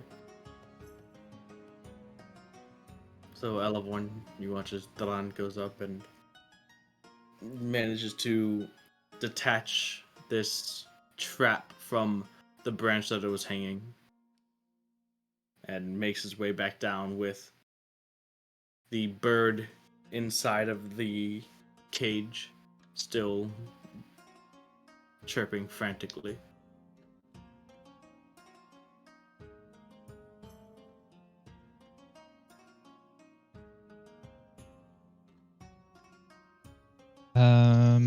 What's it saying? Maybe does it do what? Put it in here?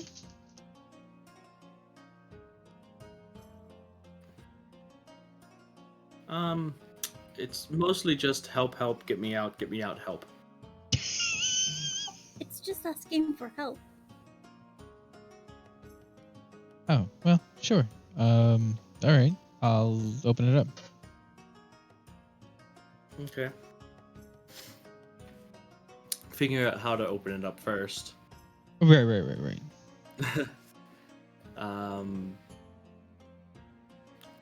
It's kind of, it's not too difficult. It's obviously meant to constrain small, weak creatures, so kind of pulling it almost intuitively, you can grab some of the bark, some of the sticks that make the outer shell of this thing, and open it back up to its full length, its full size, large enough so that the ruffled feathers of the bird and the odd angle that its wings and legs were, it can right itself and quickly flutter, flap, kind of falls over in the cage a little bit before getting back to its feet and flying out of the hole in a panic.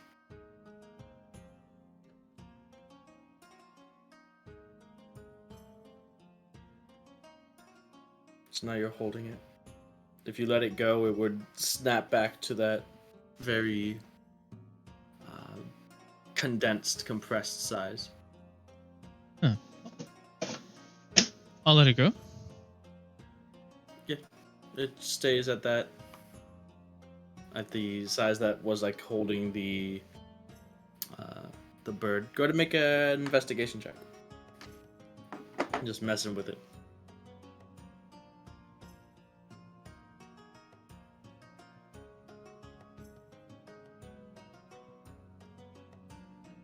That's 16. Okay.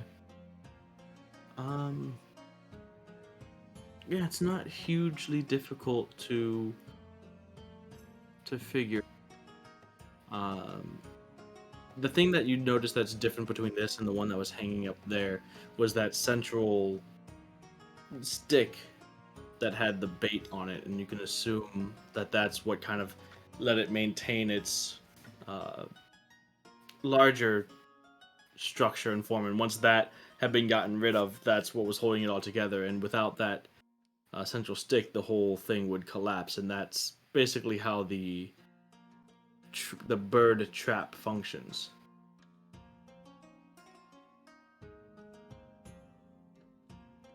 I'm not sure exactly how this might apply to dragons, as you're kind of I was thinking mulling that it over in your head. I was And like, I'm not saying, and I didn't provide it to you saying that this was a dragon trap. I This don't is know, just something man. that the kobolds are doing. I'm literally the guy that's the meme that the guy's like looking at a butterfly and he was like, "Is this a bird?"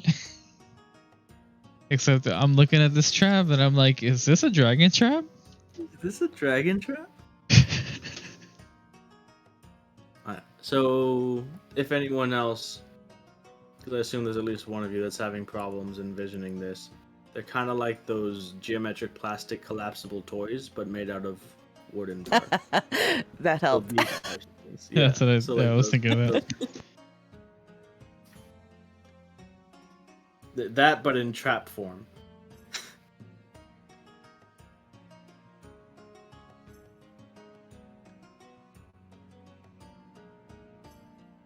Probably should have just led with that. I'll just start doing that. It's like, you know those things that are like that? It's basically that. I'm just gonna stop trying to describe things and just do that instead. No, That seems easy. you need to describe them. It's funny. No, Just I got everything. it. I got it from that.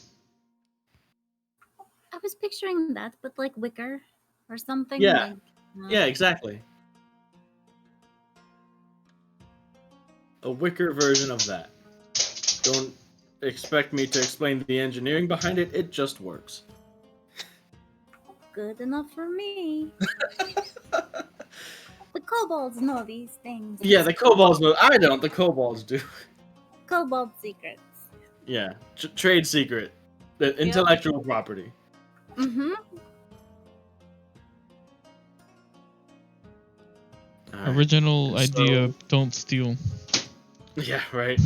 And so as you continue towards the lair of the kobolds, kind of expanding and letting it snap back and collapse in your hand, just admiring the feat of engineering that is this, wondering what else the minds of these kobolds might be devising and what could possibly be used to perhaps ensnare or otherwise at least slow down the dragon. Let's go and take a break.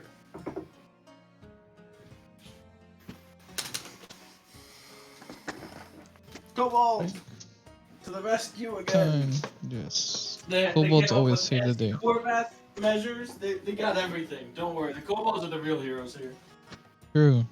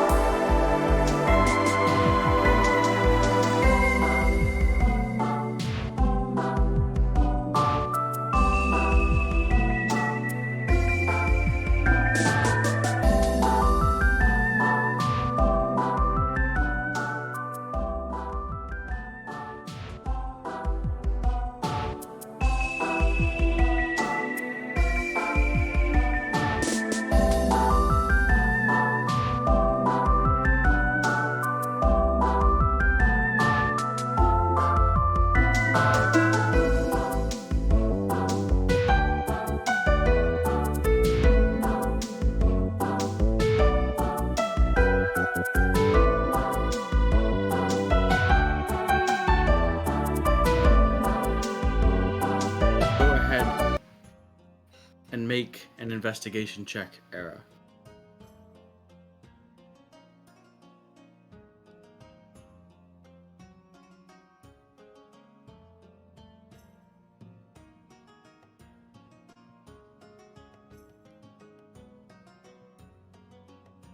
Uh, 28.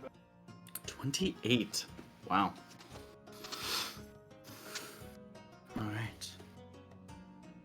So, I'll say this process will take a few days of study, of research, and of gathering the materials required from your cozy little nest egg of the Academy of, free parchment and ink to copy down new spells that through you and the others' work have discovered, not discovered new spells, but discovered spells of interest that might be useful, and finding the correct equations to copy down and add them to your spellbook.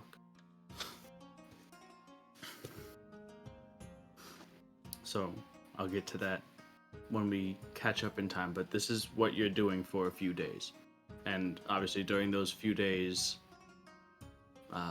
no distress calls are coming in about the dragon. No sightings, nothing.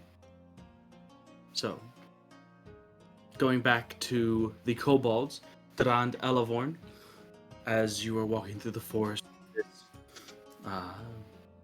wicker geometric collapsing sphere, you get to the shack with the ladder heading down to the underground to the kobold's lair. Getting down, it is just as riddled with little tripwires and things as it was before, and just as before, you have become pretty adept at maneuvering through these. You've walked this path many times before. It's a bit odd as you get in. The number of kobolds here is less than half of what you would expect, and obviously Varlock isn't here, and that's probably the oddest thing about walking into this place and not having Varlock come to greet you, since he's back in Ambervale. Right. But there are other kobolds here, plenty of others, skittering, scurrying about, some sleeping, some eating. You can see what looks like some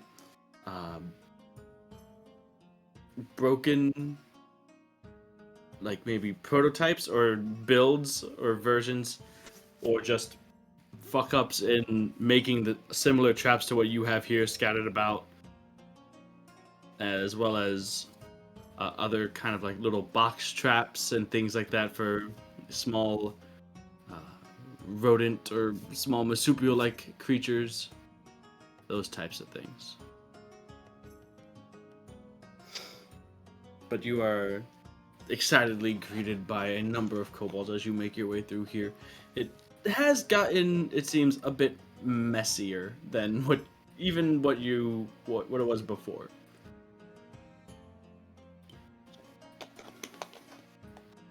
You pass by a few large tubs of their sort of anti-bug bitey cream stuff that they had. No, I'm just laughing at the anti-bug, the off spray. Yeah. Like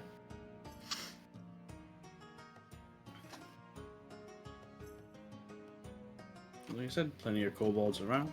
Maybe about a dozen or so. All right, guys, I need trap ideas. We're trapping something big with wings. Big, like big with. We have. You have one in your hands right now. He's pretty good at trapping things with wings.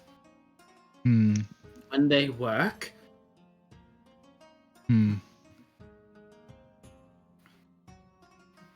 I mean, Bigger than the birds of the forest, then.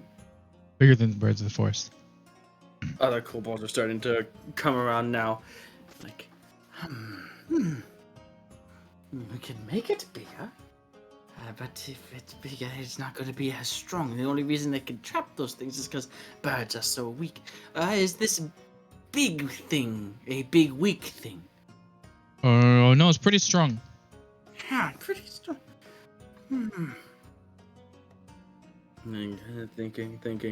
Thinking. It doesn't have to hold it forever. Just kind of catch it by surprise. One other kobold speaks up. If you want to catch it by surprise, insects are always good for that. You know if this big thing is scared of bugs or not? No. It shouldn't be afraid of bugs at all. You'd be surprised. Bigger than most bugs. Well, yeah, most things are bigger than most bugs. Doesn't stop people from being afraid of them. Elavorn is nodding. Entomophobia is a real thing. But who now?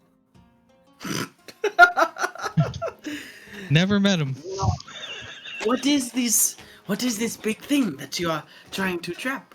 It sounds interesting. A big flying thing, like an eagle, then, or hawk. close. It's a bit more scaly. A bit more bigger. Oh, Playing a guessing Yeah. game at this point. no, you already killed the manticore. That wasn't even scary. Maybe parts. You told us about the chimera. That was kind of scary. Did you say Even something like that? even bigger. Even bigger. Bigger. And almost like a collective realization, eyes wide on each of the kobolds as they slowly go from looking like at each other and contemplating to looking up at you. You want to tap the dragon? Like Right a on. sort of giggly grin at the prospect of this challenge falls over one of them. Well, that won't be easy at all, but if kobolds trap dragon, that will be... All kobolds all over the world would know of us. Mm-hmm. There are things... Yes, maybe. Yes, maybe. We need help, though. Kobolds not capable. You have the forges, the smiths, metal, maybe. Magic, too. Might make it work, maybe not. But something, experiment, worth it probably. Probably. Definitely. What are you thinking? Exactly. He points at the thing that you have. That, but bigger and metal. How do you make it of metal? Metal does not bend like that. That's where the magic comes in. Can magic do that? I don't know. I don't have it. Maybe. Why not?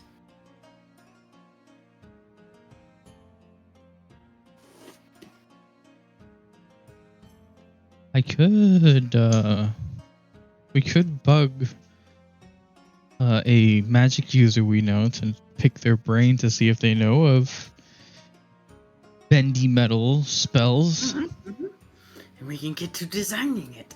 And we can design it, but even so, we not very good at working with the metal. We'll need somebody who is more good at that to take designs and make into real. That should be fine. I can take it over to Vasselholm and Make sure they don't take it from. They know it kobold invention. right, of course, definitely. Alright. Good. Did you see? You saw that? You found what you think of it. You like it, obviously. You like it because you want us to make another bigger, better one. I've been thinking on it the whole way here. Yes, I do like it actually. Other traps. We have more. For more than just birds. We go back up and walk through forest back to Ambervale, maybe? We can draw down plans. We don't have paper or anything down here. We normally just write them on the wall there.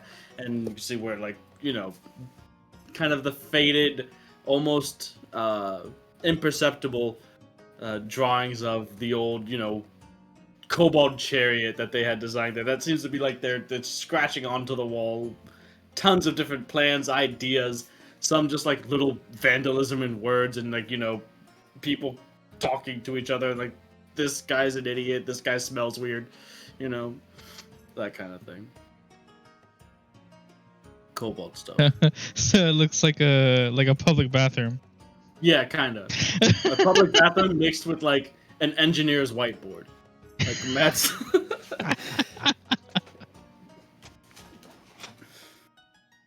And there's even like little like kind of scaffolding type stuff that's set up against the wall so that they can get to higher up points on the wall. But yeah, he's like, we go back to Vasselholm, I can write up plans. Perhaps he looks over at the thing. I'm the one that I did the designing on that, by the way. Was trying to make or strip down a big stick to make for spear carving, cutting, pokey things, right?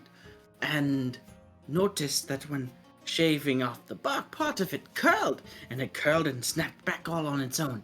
And that's how I came up with that. Ingenious, really. Okay, we go. Um, is sorry to interrupt. Is the vulture still here? I'm not sure.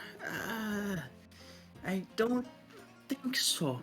I see has not been back in some time. She's staying out in kobold workers' quarters over in Ambervale, working with the others, and the lumber vulture went with her. I think she took it because she didn't want us to eat it for some reason. Oh, that is good. Thank No, you. it's not. But you have other food. guess. This is true. I suppose if you think it's good that we know it, vulture.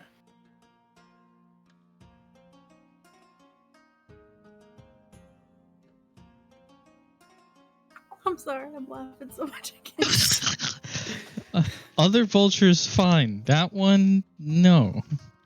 Why that vulture special? That, I mean, it's just that. What I hear, that vulture only special because he tried to kill you. Well, you could say the same for you guys at one point. Fair. I'm glad I did not choose to eat us. Wait.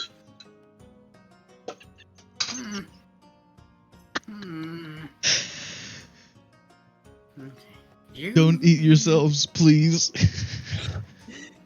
I don't know how we got here, but you make a good point.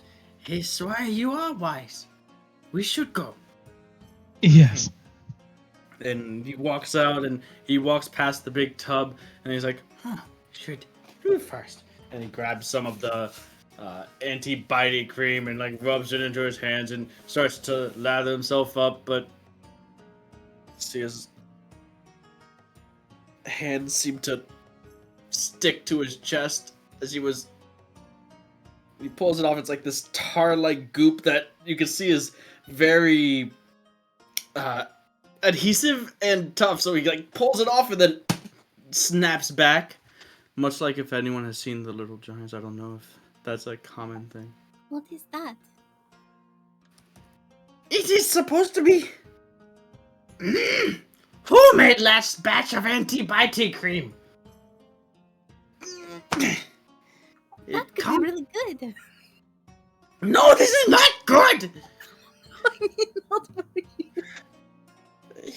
Sap from trees. Trees make more sap than they did in winter. So the recipe for the bitey cream has changed, and somebody used too much of it.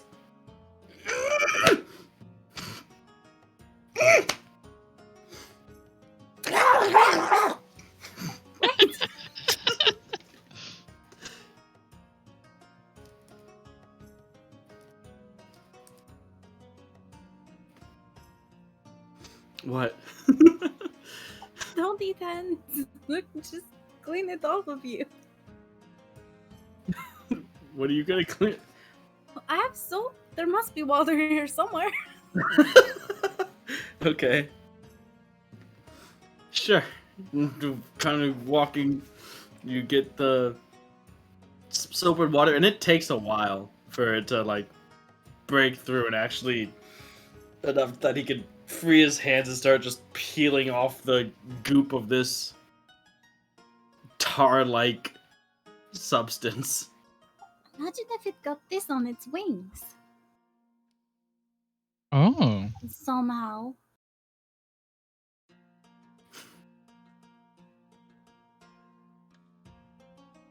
Yes. I don't exactly know how, but maybe it could be incorporated in the trap in some way?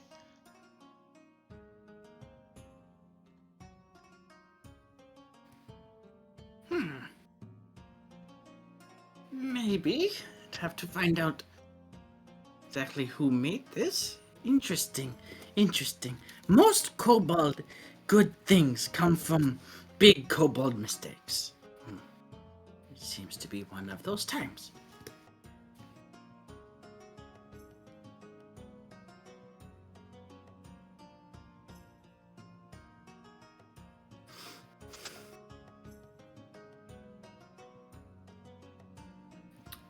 So, after a while, the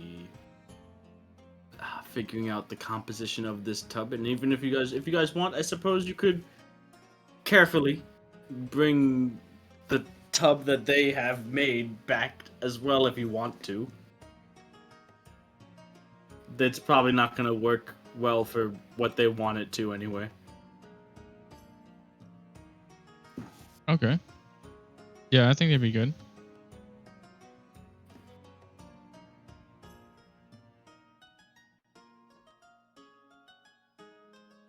It's gonna take some, maneuvering because carrying the tub through the trap place might have to find another. It's just gonna take some, very careful going. I mean, they could disarm the traps temporarily.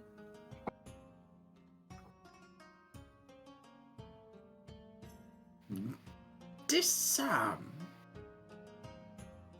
What that mean? Alright, okay. I guess not then. Make them so that they don't work right now. What the point of that? So that we could move more easily, but that's okay. Traps only not traps once trap has done job.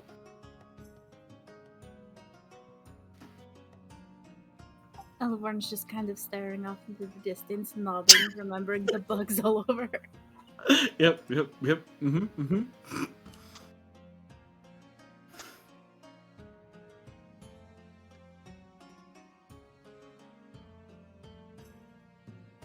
You guys make your way back to Ambervale. And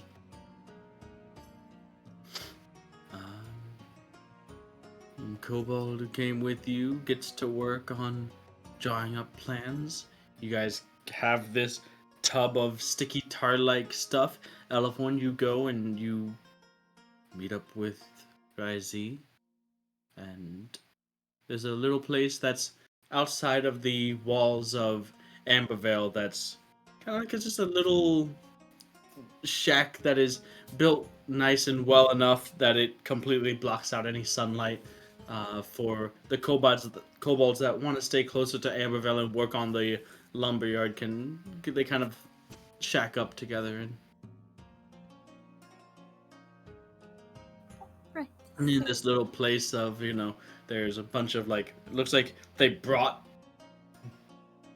the dirt floors that they brought some hay and stuff is strewn about, and inside is a pretty crude but sufficiently sized bird cage that is currently housing the vulture.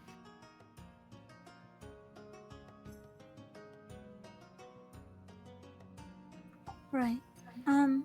So I guess I would need to find Ryzie and talk to her. Okay.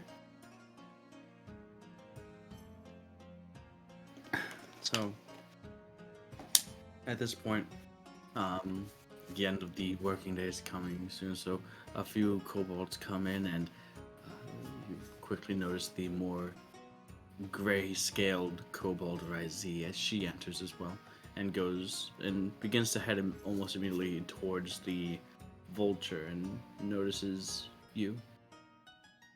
Oh, Elephant. Ryzie, how are you? I see is good. Good. Practicing. Still always practicing. It's been helpful, I think, trying with the growing of strong trees. Oh, that is good. It is really good. But the vulture, are you getting along? Or He, I think so. Not as bad as it was at first, but I feed him and we talk, and I think that we are getting along now. He seems to be comfortable, used to life as he is now. well, I could I could fix his wing now. You can? Yes, but I didn't want to do it without talking to you first to see what you thought about it. It's not really Rice's choice to make. If he wants his wings fixed, then he should have his wings fixed. You should talk If he to wants him. to go, he should go.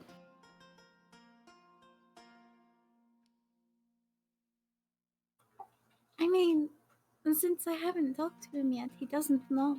I mean, if you want to talk to him about it, you can. If you don't want to talk to him about it, you don't have to. It's a lot to put on, I see. But okay. I see, think about it, and I see we'll talk.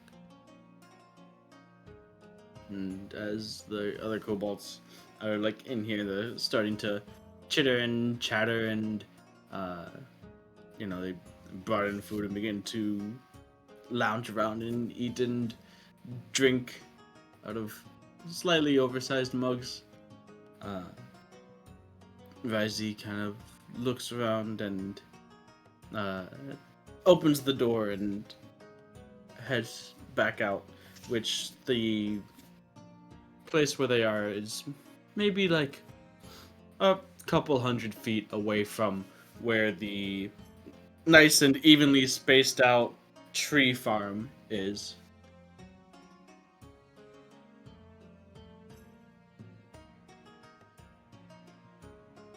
So I'll follow her out. Okay. So as you kind of make your way through the kobolds, by the time you get to the door, she's been walking at a rather brisk pace and is already almost halfway to the tree line of the tree farm.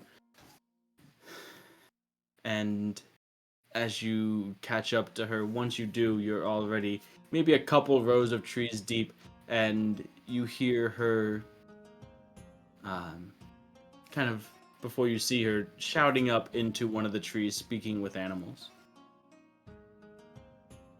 You look up and there's a bird in the branch that seems to have been making a nest. And Razi shouting up, No, you do not want to put your home here. These ones are next to go. I know the ones down there, they are smaller and might not seem good, but they'll be here much longer. They'll last you till winter.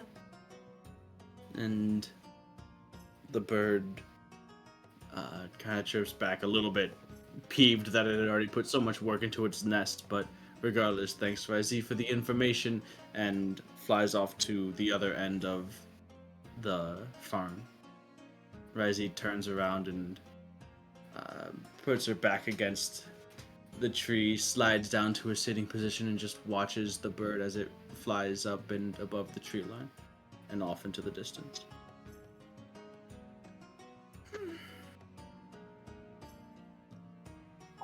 Have you given the vulture a name? The vulture, does he have a name? We don't really talk like that. That's not really. I come to think of it, I don't think he even knows. He's really the only coach that I talk to, and I'm the only kobold that it talks to. So we don't really have never had any need for names. That is fair. He has to, right? Well, If you could fly, and then you couldn't, why would you not want to be able to again? it doesn't mean that he has to leave. Why would he stay though? Well, you're here. He can fly. If I could fly, I don't know. I don't know for sure if I would stay. It opens so many possibilities. Yes? Well, I can fly. You don't stay here. Mm-hmm. You've been everywhere. Well, I go all over the place, but I tend to come back. Yes. Time to time.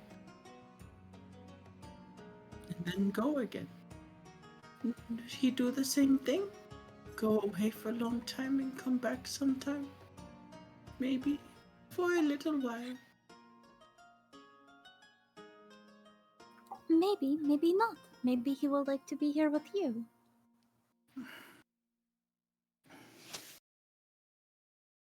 Either way, it should be his decision. And he should know that he has that decision. Would not be fair. I shall tell him. And she stands up.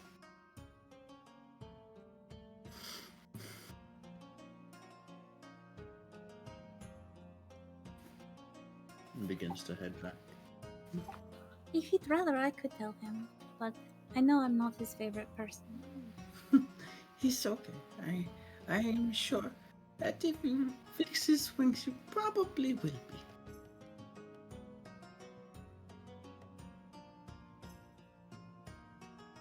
Well, I'm also the reason why they're not working to begin with.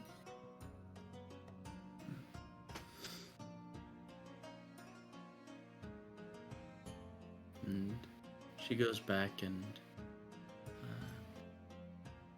lay into the home, and a little while later she's coming back out with the large vulture that once it gets into the space it extends its wings and just kind of stretches them out, and you see the two of them just kind of walking up, sometimes together, sometimes the vulture goes off on its own in some direction, and Ryzie just, lets it go and do his thing for a while, but they're just kind of, it seems like, hanging out. Doesn't seem like, you get a feeling like you're not gonna, even if you were to get an answer tonight's probably not the night that a regeneration would happen. Doesn't seem like Ryzie is just coming straight out with the question at the moment. This seems more like a, type of something that they do frequently enough. Alright, well, I'll leave them to that. Okay. So, as I said to Era, a few days have passed, 4 days to be exact. Is there anything else that you guys wish to accomplish in that time? Anybody? Naradian? I'll start with you, since I've pretty much talked with everyone else so far. I would probably go see my mom and give her the clothes that I bought. Yeah. Thanks. When you guys have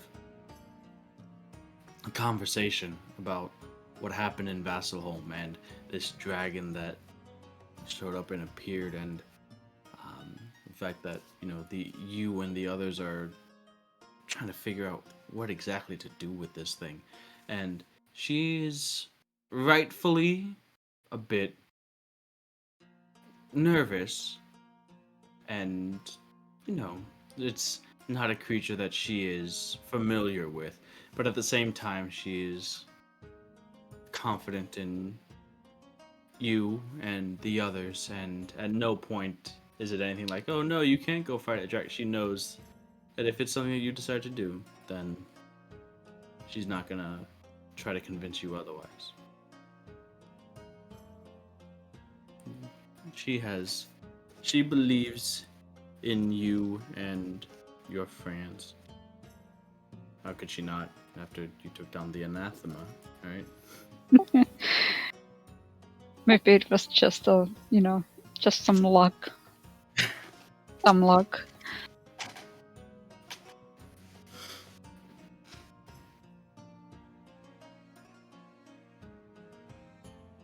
And so,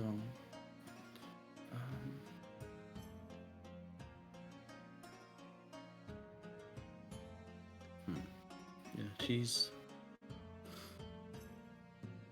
since you left, she's just been set up with a little place.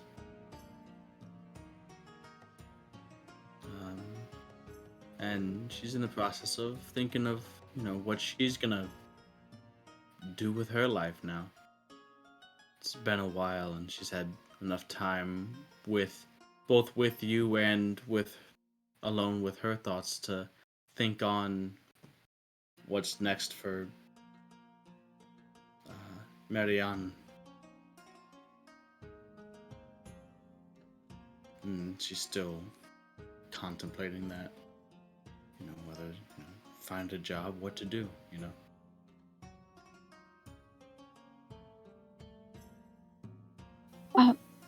Mom, Yes. I mean, I don't. You've been here and everything, and I'm sure it's gonna be a bit hard to try to get your life back on the track and everything. But I'll take out a pouch that has, and I'll give it the pouch to her, and it has 200 gold in it. This is far too much. You could certainly use it for something that you're doing. I don't need this much. I mean, No, I mean, I can get that easily back. It's not oh really? nothing. Well, I mean, like I said, you have been, well, you have a lot to think, I'm sure, and everything. So, I mean, if you can find any job or anything, or this will hold you for, a good while. oh, this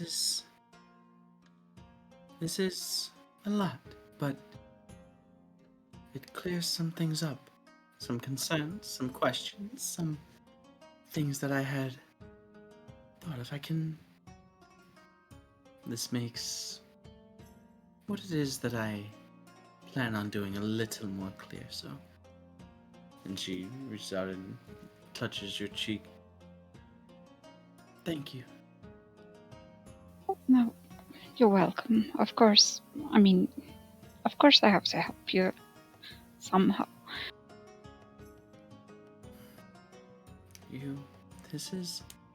It's all different, and I don't intend to get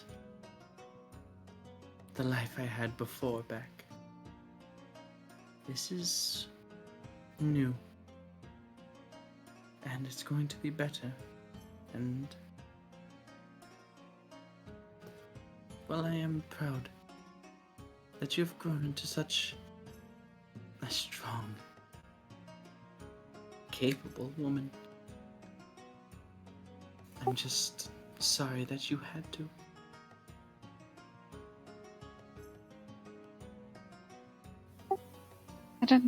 You don't have to be sorry. I mean, it's not your fault.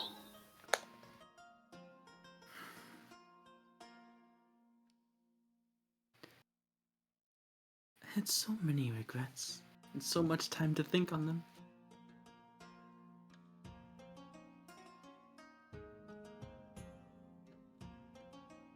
Like, what are you regretting?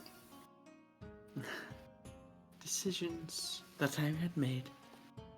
There were people that I got involved with to try to maintain the lifestyle we had before.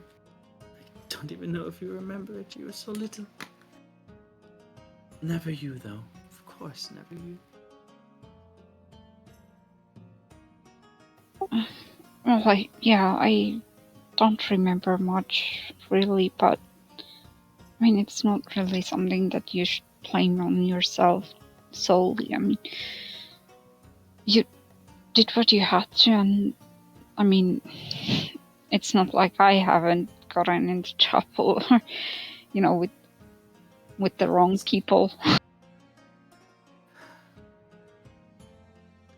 don't know if you even remember your father. Your half-brother. I do, and I actually I can't say that I have, gone and visit them or anything. I'm not sure they even know that I'm, here or anywhere, but I last time that was busy doing work or something, and brother was in school or something. Just I don't. That was probably one of the biggest decisions that I've ever had to make. And I'm not sure if I made the right one. When you were little, he wanted to take you back up north to his home, to his estate, to raise you. I said no. I was selfish. You could have had such a good life, and I made that decision for you, for me, mostly. It was selfish, and I don't know if that was right or not. I'm sorry. You make it sound like weren't you allowed to come with us or something? No. Your father would say that he's made many mistakes as well, and while I don't believe that he would count you among them, I do think that he counts me among the mistakes of his life. He wanted to take you, but he wanted nothing to do with me. We had grown apart. See, it was an infatuation. At the beginning. A tryst.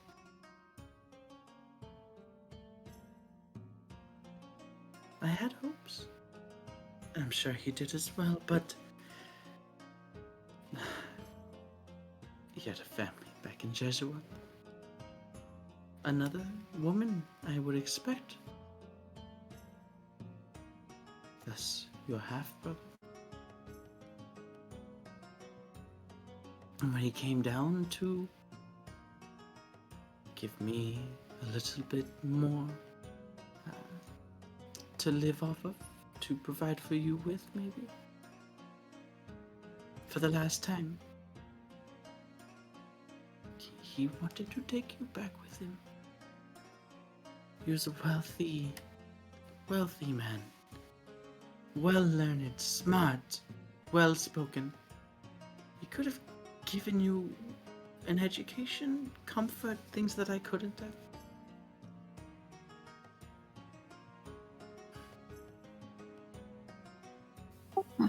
But it would have been, I mean, all the riches, whatever he had, and educational riches and everything, those couldn't have replaced you. And she just pulls you into a hug. Hugging back, of course.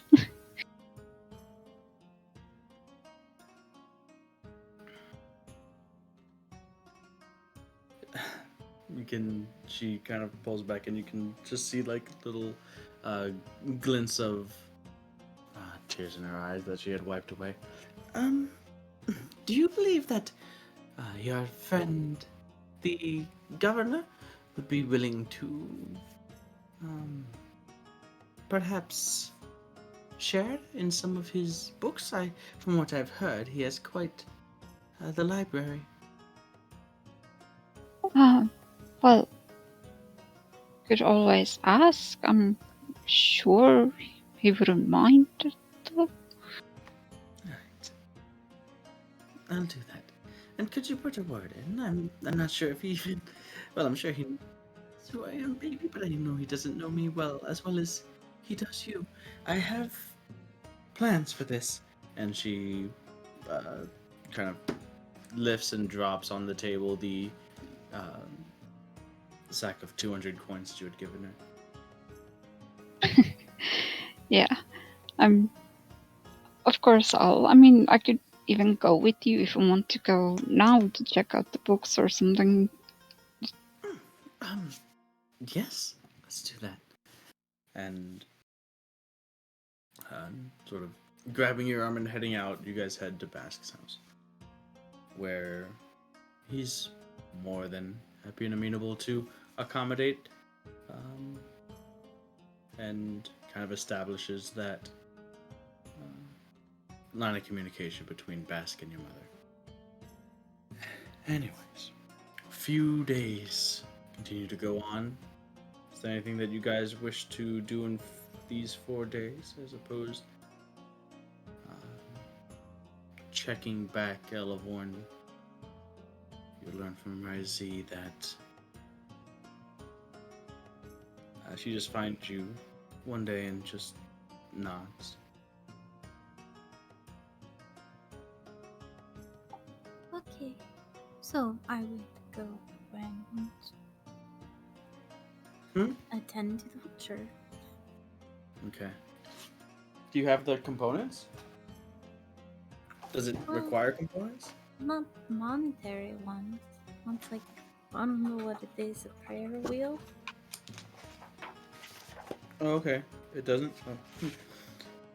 It seemed like something that would require components, you know? But if it doesn't, it doesn't. Okay, sure. Enough things that you could, maybe borrow from the Aegis if you needed it. Definitely the holy water, at least.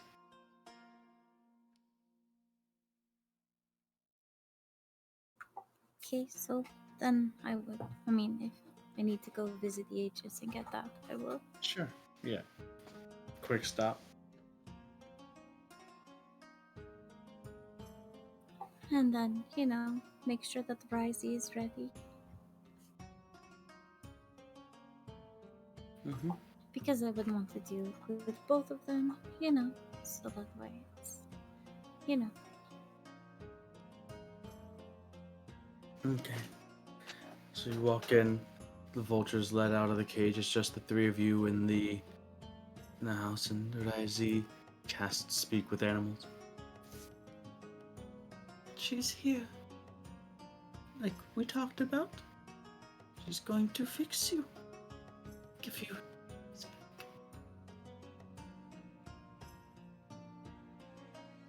Ryzie smiles. It's a little bit of a nervous, sad smile. The vulture looks from Ryzie and then to you with, let's call it recognition in its eyes. Yes, hello, I'm holding my pendant. I know that I did something bad to you, but it doesn't really. I mean, I'm here to make it better.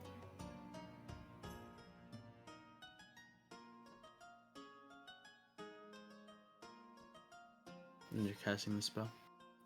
Yeah. So you cast the spell. As you cast Regenerate to declip the vulture's wings. Parts that you had taken so long ago to prevent it from flying off this vulture that had been a sort of familiar to one of the hags that had been plaguing you.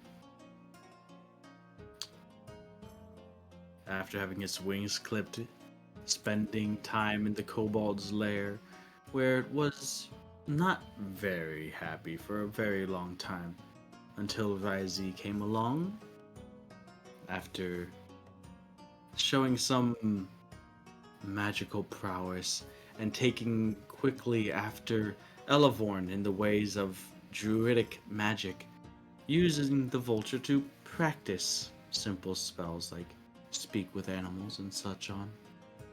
Eventually, coming to a sort of mutual understanding that seemed to have burgeoned into a bit of a friendship between the large giant vulture and the gray-scaled kobold. And now, as you can see, Ryzie eyes fixed on you as you work on the vulture's its wings, splayed out wide. The spell completes.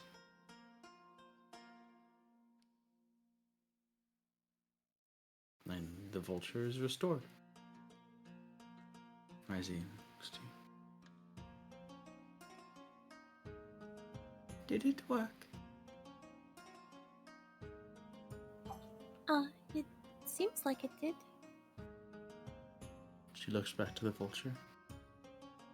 The vulture looks to her, its long neck and eyes kind of wide as it kind of splays out its wings, but it's kind of cramped in here, and you can see it seems a little bit jittery, a little bit antsy, and it makes its way to the door as Ryzie goes and opens it up, and immediately the vulture gets out of the door and takes off into the sky. You can see it's a little clumsy at first, its wings beating probably more than it needs to just to get aloft, but once it does, it takes off out towards the horizon.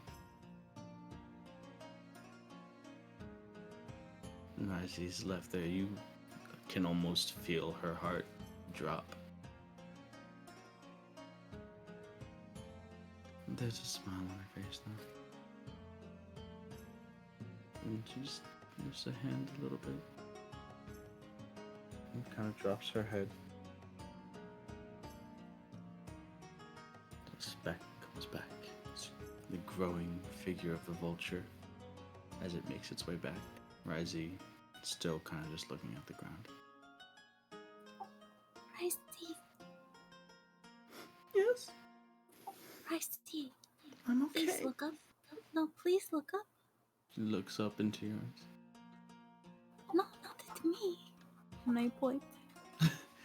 At this point, the vulture's almost back, and Reggie's eyes goes wide as it swoops down low and comes to like a sort of running, hopping land in front of you, and Ryzie looks and say, the vulture looks back to you. Not really much malice. It's sort of, you're back to sort of neutral with it at this point. But then it looks to Ryzie, cocks its head a little bit, dips down, as if offering. And Ryzie happily takes the place on its back right behind its wings, grabs onto its shoulders, and after a little running start, the vulture again takes off with Ryzie on its back.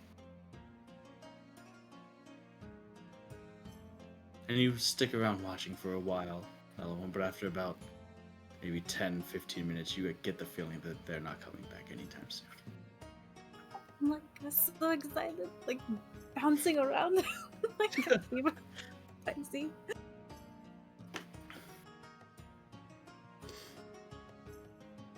So, make your way, spend time watching, but eventually you do make your way back into Ambervale.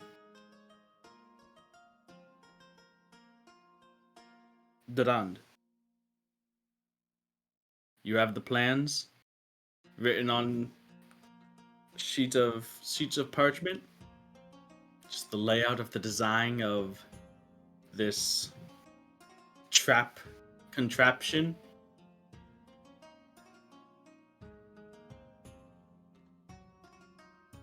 What are you doing with this information?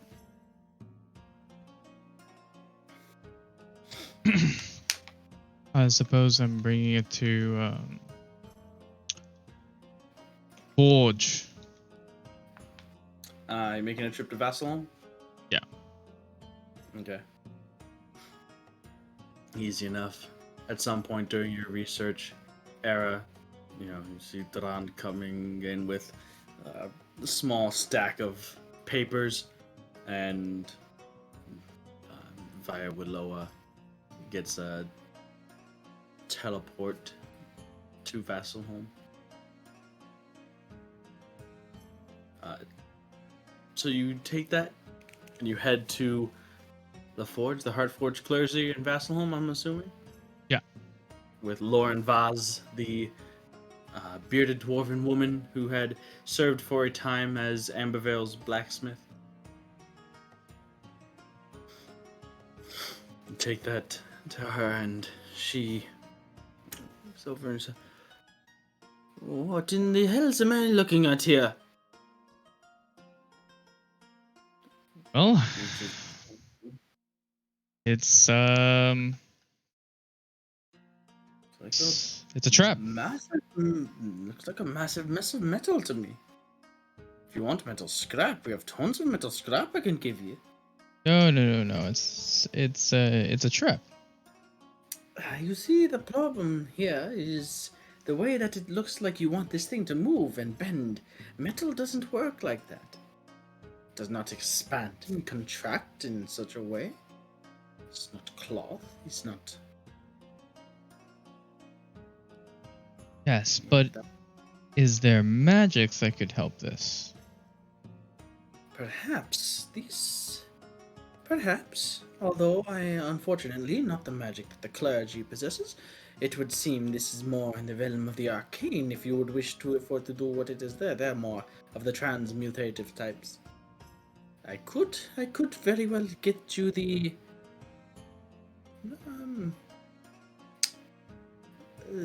shape, the metal though. That wouldn't be too difficult. The lattice structure, weaving it into itself, that's going to take a little bit of creativity, but should not be impossible. Once I get that, the rest of it is up to, might I suggest, either you or the academy. Okay. I'll see if something's I'll run it through a friend at the academy. Alright, If they we'll can't get help to me. work on this then. Honestly, what do you want this made of? Iron? Steel? Something stronger? Be more expensive, but not impossible. Probably worth it in this particular case. I mean, it is for a dragon. Oh, well, the amount of material we will need for that, the strongest we carry is mithril. And mithril does tend to be a bit more, a bit lighter, while maintaining its strength than iron and steel, so it might be able to better accommodate what you want it for, as far as the ductile nature that you seem to be going for. But it is more expensive than iron or steel. How much would you say? For a thing with the specifications and the length and time it takes to refine and work and mold such a creation, iron would probably cost you around 175 to 200, something like that. Steel, perhaps around 300, and mithril closer to 6-7.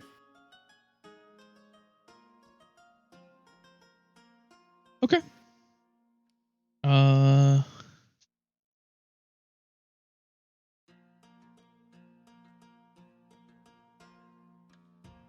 Of course. I could make a bargain with you, though. Okay. You say this is for a dragon, no? Hmm.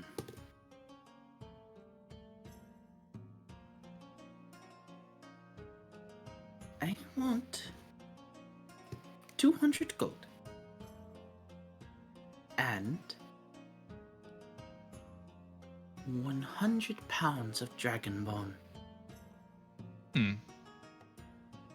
Once you, I assume, slay the dragon that flew over here not too long ago.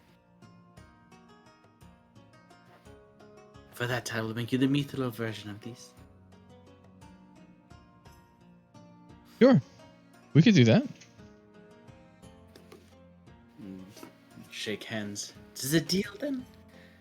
Shall we Deal. get to work right away? And I assume you'll be sending word. It will take some time to make this, of course.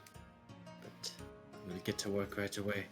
I assume the sooner that this is done, the sooner you can take care of our scaly problem. I'm actually a bit excited to see. Come back in a few days or send word here as to whom you would like this sent to. For the enchanting process, of course.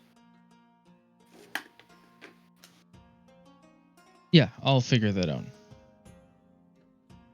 Very Get well. back to you.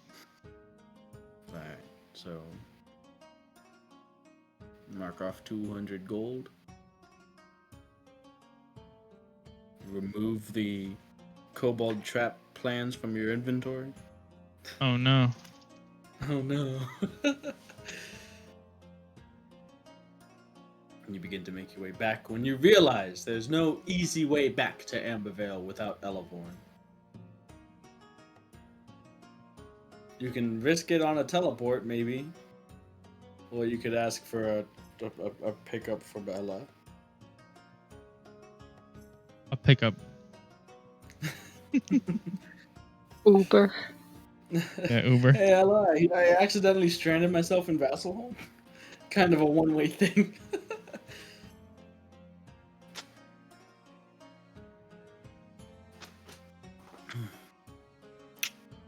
Are you gonna get him, Elevorn? Yeah, of course. She's just gonna leave me. Alright, just making sure. I don't want to, I mean, You want to spend the night in Vasselholm? kinda might have to. You don't have. Unless the academy will send me. Oh, okay. I mean, could work. Yeah. I mean, just because Willowa cast the teleportation circle doesn't mean she had to go through it, so yeah. So you go and you get Dran back.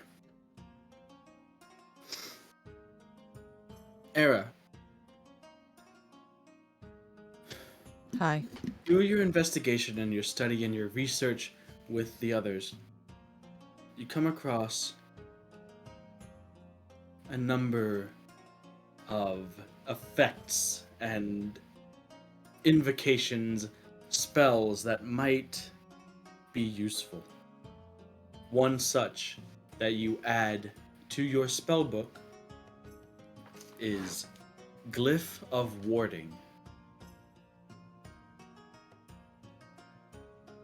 So, through your time, the days that you are spending, the research that you're doing, and the fact that the Phoenix Academy provides its mages with all the materials they need to copy and add new spells to their books, you can add Glyph of Warding to your spellbook, as well as 2 other spells of 3rd level or lower.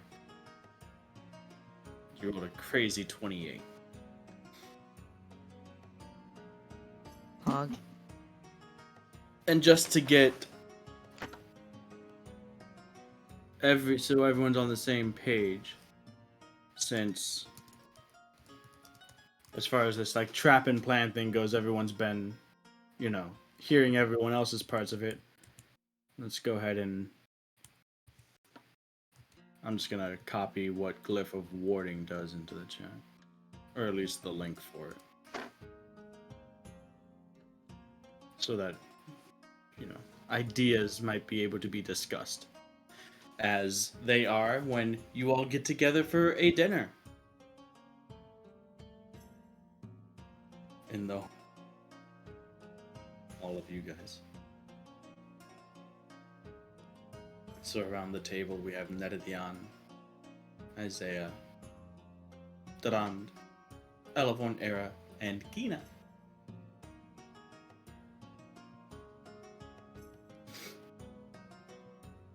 And as you guys are kind of discussing the things that you've done, the things that you've uncovered, the things that, you know, just kind of bouncing, brainstorming these ideas off of each other, Kina speaks up. But why is it here? Do you know why it's here? What's here? The dragon! All of the Oh. other dragonborn, they are gone. Why is this dragon still here? What is it doing? What does it want?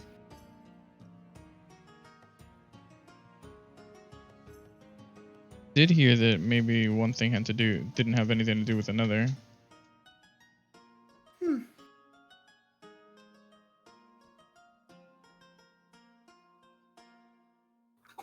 I tried to talk to it, but it wouldn't say anything much, other than declaring how strong it was, or...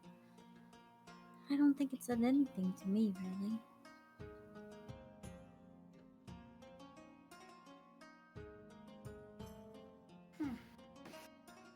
It didn't tell me much of any use either. I think I can tell it was too big.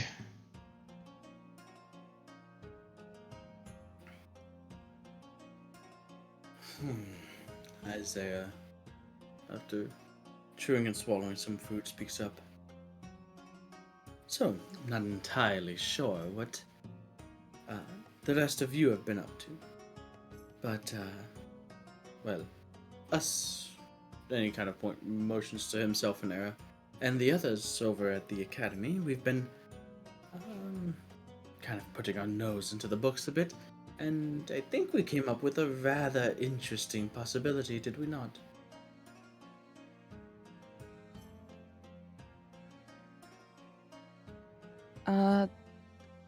I suppose it's better than nothing.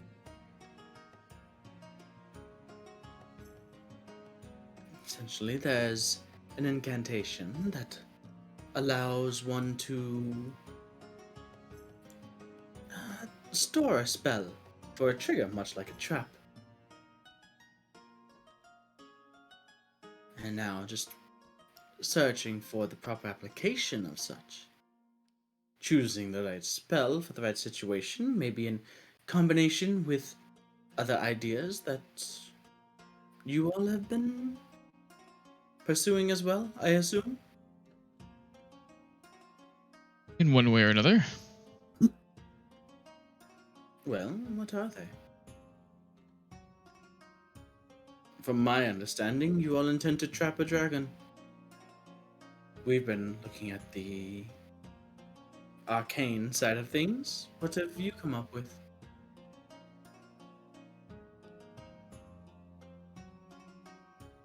Well, it's currently in the works, but yes, a trap for a dragon.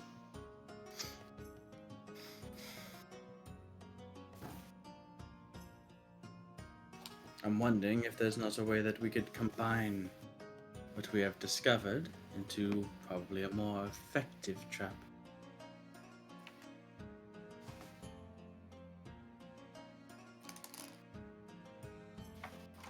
Well, what is it that you've discovered?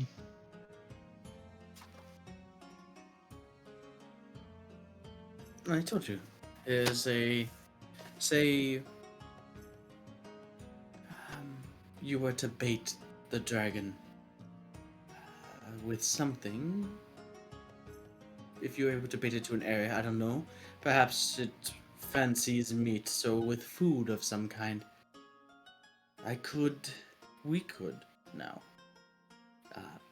place it's called a glyph of warding onto a certain area or object that, say, once the dragon were to bite into said food, either cause an explosion or trigger the effect of another similar spell, much like, oh, I don't know.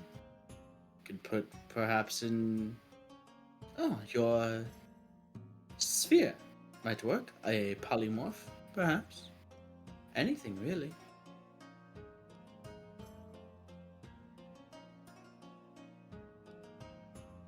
And I guess for sake of ease, he explains to you guys what the Glyph of Warding spell does and answers your questions about it. And if there's questions that you guys actually have about it, let me know. I don't know if you guys read it or not.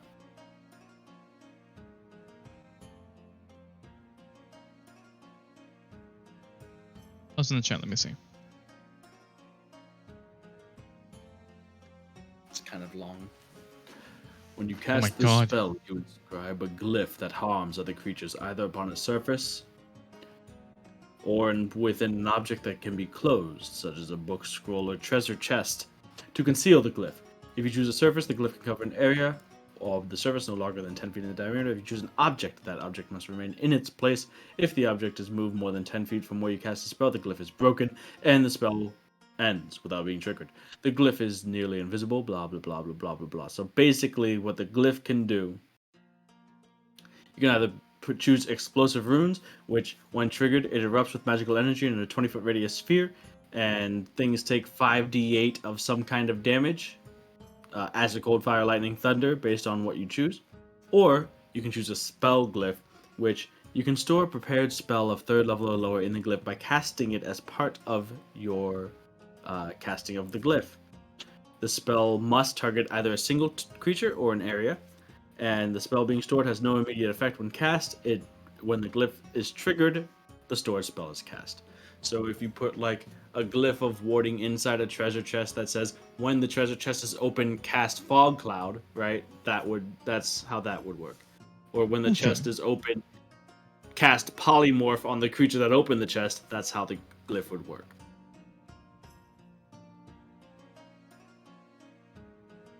Well, I think that sounds pretty fine. Well, of course, it partially depends on what kind of a trap Durand and the kobolds have come up with.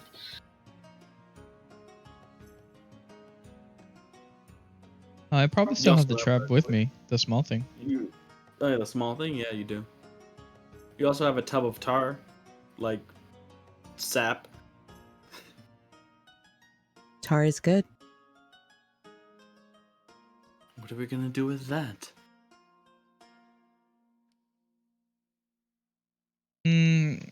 I don't know yet. I just thought we might need it. Yeah, well, it could be useful too if we just figure out.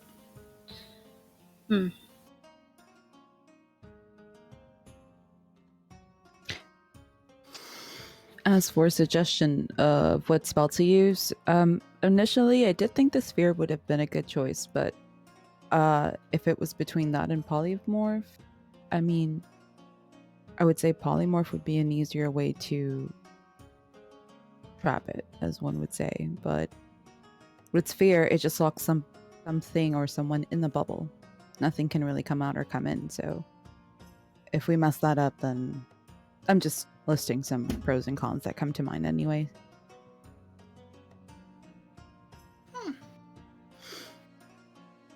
I'm gonna roll an intelligence check for Kina.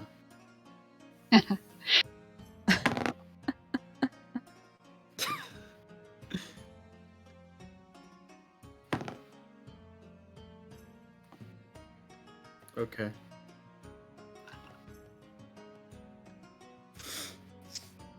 Kina's the protagonist now. True. Was it another 20? It was, yeah. Oh my goodness, Oh Pog. my god.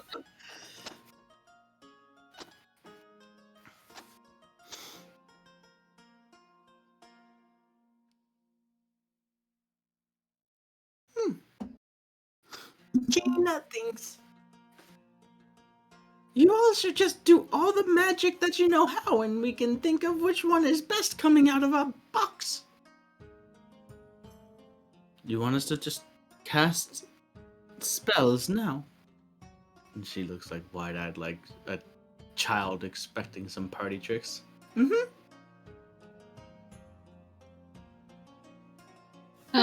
I can already say that none of the things that I know are useful in this case. The other issue, Isaiah continues, is you mentioned something about perhaps some sort of innate resistance this creature has.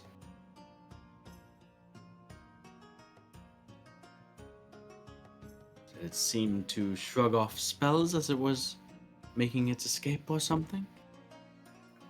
Yes. What fire spells anyway? Well, You know. I tried the polymorph and I don't think it failed, but it didn't work.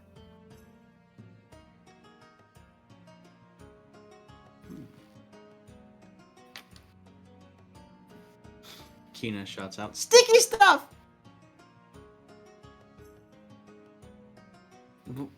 What? Kina kind of shrinks down. His eyes kind of look to her, confused. It's not a spell, right? It's not magic. That is true, Kina. That is very true. Yeah, I mean, if we could get, well, like I said in the cave, I didn't say to all of you, but if we get the sticky stuff on its wings, because I mean, that poor kobold had its claws stuck to its chest. It took me a long time scrubbing to get it free. So if we would get lots of it and manage to get it on its wings, and if it's inside that thing I'm pointing at, the small trap, it would force the wings to get close to its body, and it couldn't possibly try to even open them. Isaiah's messing with the thing that donned. She said this was going to be sturdier, metal, stronger than this, I assume. Larger, too. Yeah, dragon sized and metal. Does not seem like adding a sticky substance to the inside of this would do too much good. This already would, in theory, restrain it well enough already, yes?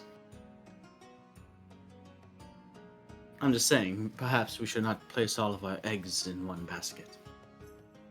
It's good to have multiple options, multiple outs,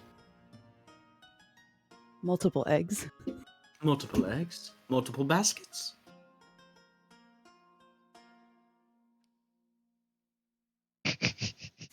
Do not mind the idea of the use of, looking to Kina, sticky stuff. But I think we should keep our ideas a little bit separate, just in case something goes wrong with one of them. We don't want to be caught with nothing. And I feel like if we're going to try to lure and trap this thing, we really only got one shot, or it's going to be skeptical of any similar tactics in the future.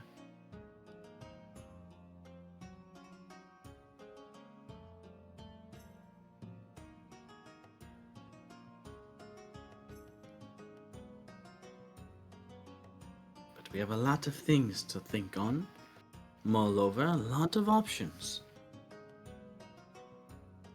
Sticky stuff. Lot of sticky stuff.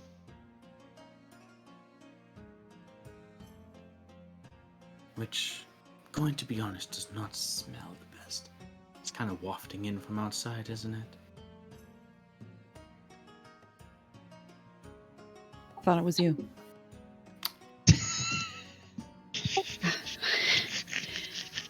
Yeah, I guess it kind of smells now that you said. I wasn't paying too much attention to that.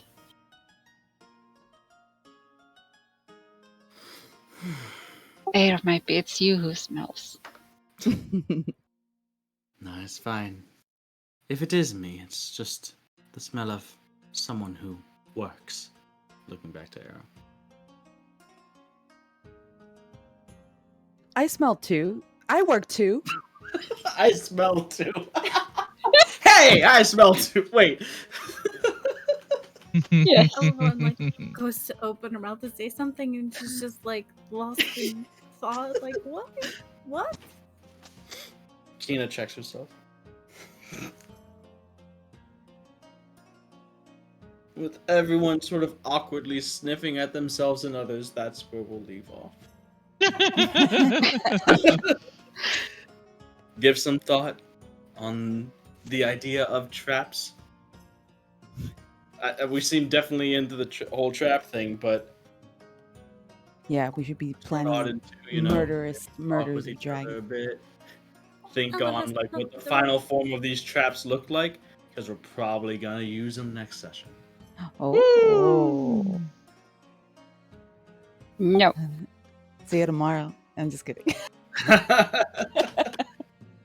So, like I said, Max, just let me know. You get 2 more 3rd level or lower spells to add to your Oh bow. boy. Okay. Yay. You told her, and she's spells. already scouring the internet like. No, it was okay. So like, I was silent because I was trying to read like Glyph of Warding, Oh man. and I What couldn't spell? like do both at the same time. I couldn't listen and read, so it was just a mess. Spell Anyway, the you didn't video. need to know that. Warding can, by the way, it can be upcast. And if you upcast it, Pause. you can put a higher level spell into like the spell warding part. Another thing is it does take another spell slot. So say you wanted to cast, you want a Glyph of Warding Polymorph, right? Polymorph's a 4th level spell, so you would need to cast a Glyph of Warding at 4th level, and So, Polymorph oh. at 4th level. So that's So 2 it's 4th two. level slots to do that. It's a 2 fee. Okay, Yeah. that's okay. If it's worth, it'll be okay. If shit hits the fan, I'm gonna fucking be 2 spell slots short. You know? This ain't my first rodeo. I'm gonna play it safe. I'm just gonna put a firebolt in there. Yes. If only it would work. Yeah, right. Alright. Good night, guys. Good Good night. night. Good night. We have to design some fucking Now you're gonna have to buy that toy you were talking about. box things for like random traps. Actually, no. The item that you're making, Dune, it exists already, by the way. Oh, does it? Yes. Well then. Glad I thought of However, it. the lore behind it obviously is now different in our world as it is created by Cobalt Engineering. All according to plan. I don't feel bad giving it to you right now. Not the item, but like the description of it. Let's see. Hold on, let me find it.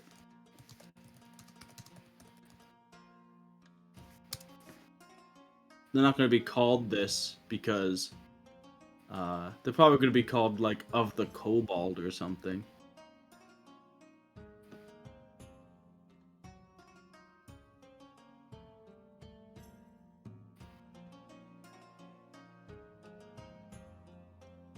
Here you go.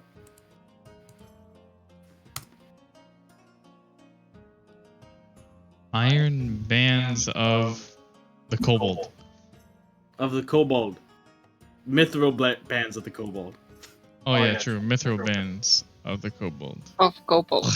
You don't have to put that word on it. Of Oh, kobold. true.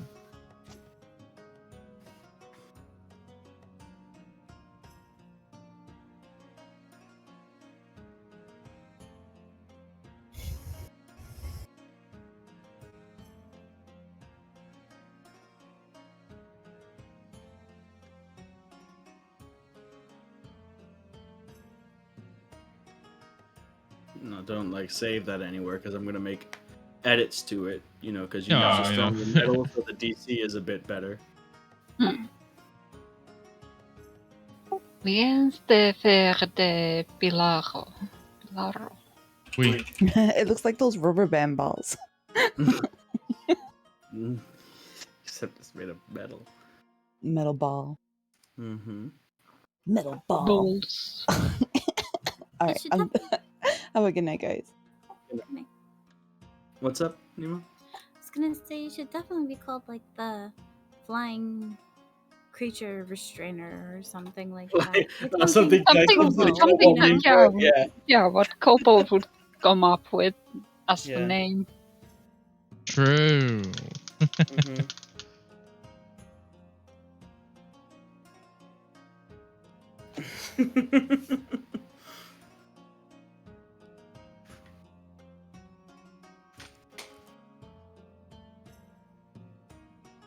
Uh, hmm.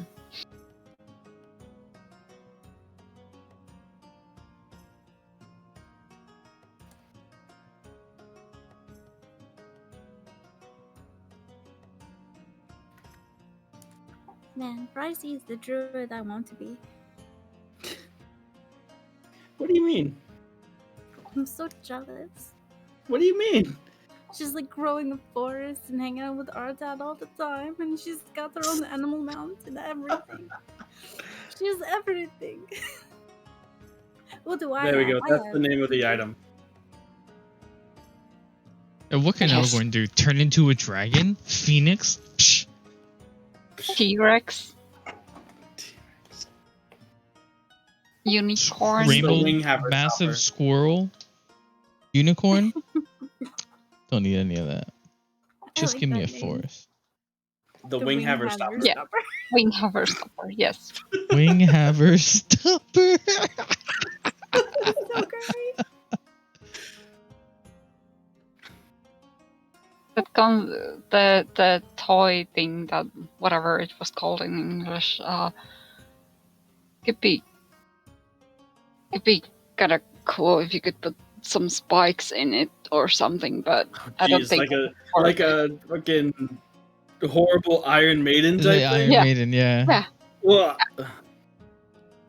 But I mean, it probably wouldn't work then because it's oh yeah, fine. it would probably not be as small, because it's got to be, compact. Yeah, but I mean, if it was possible, then that would be Why not just throw a bear trap? You have a bear trap, right? We'll just whip around with the chain, just throw a bear trap at it. no. That's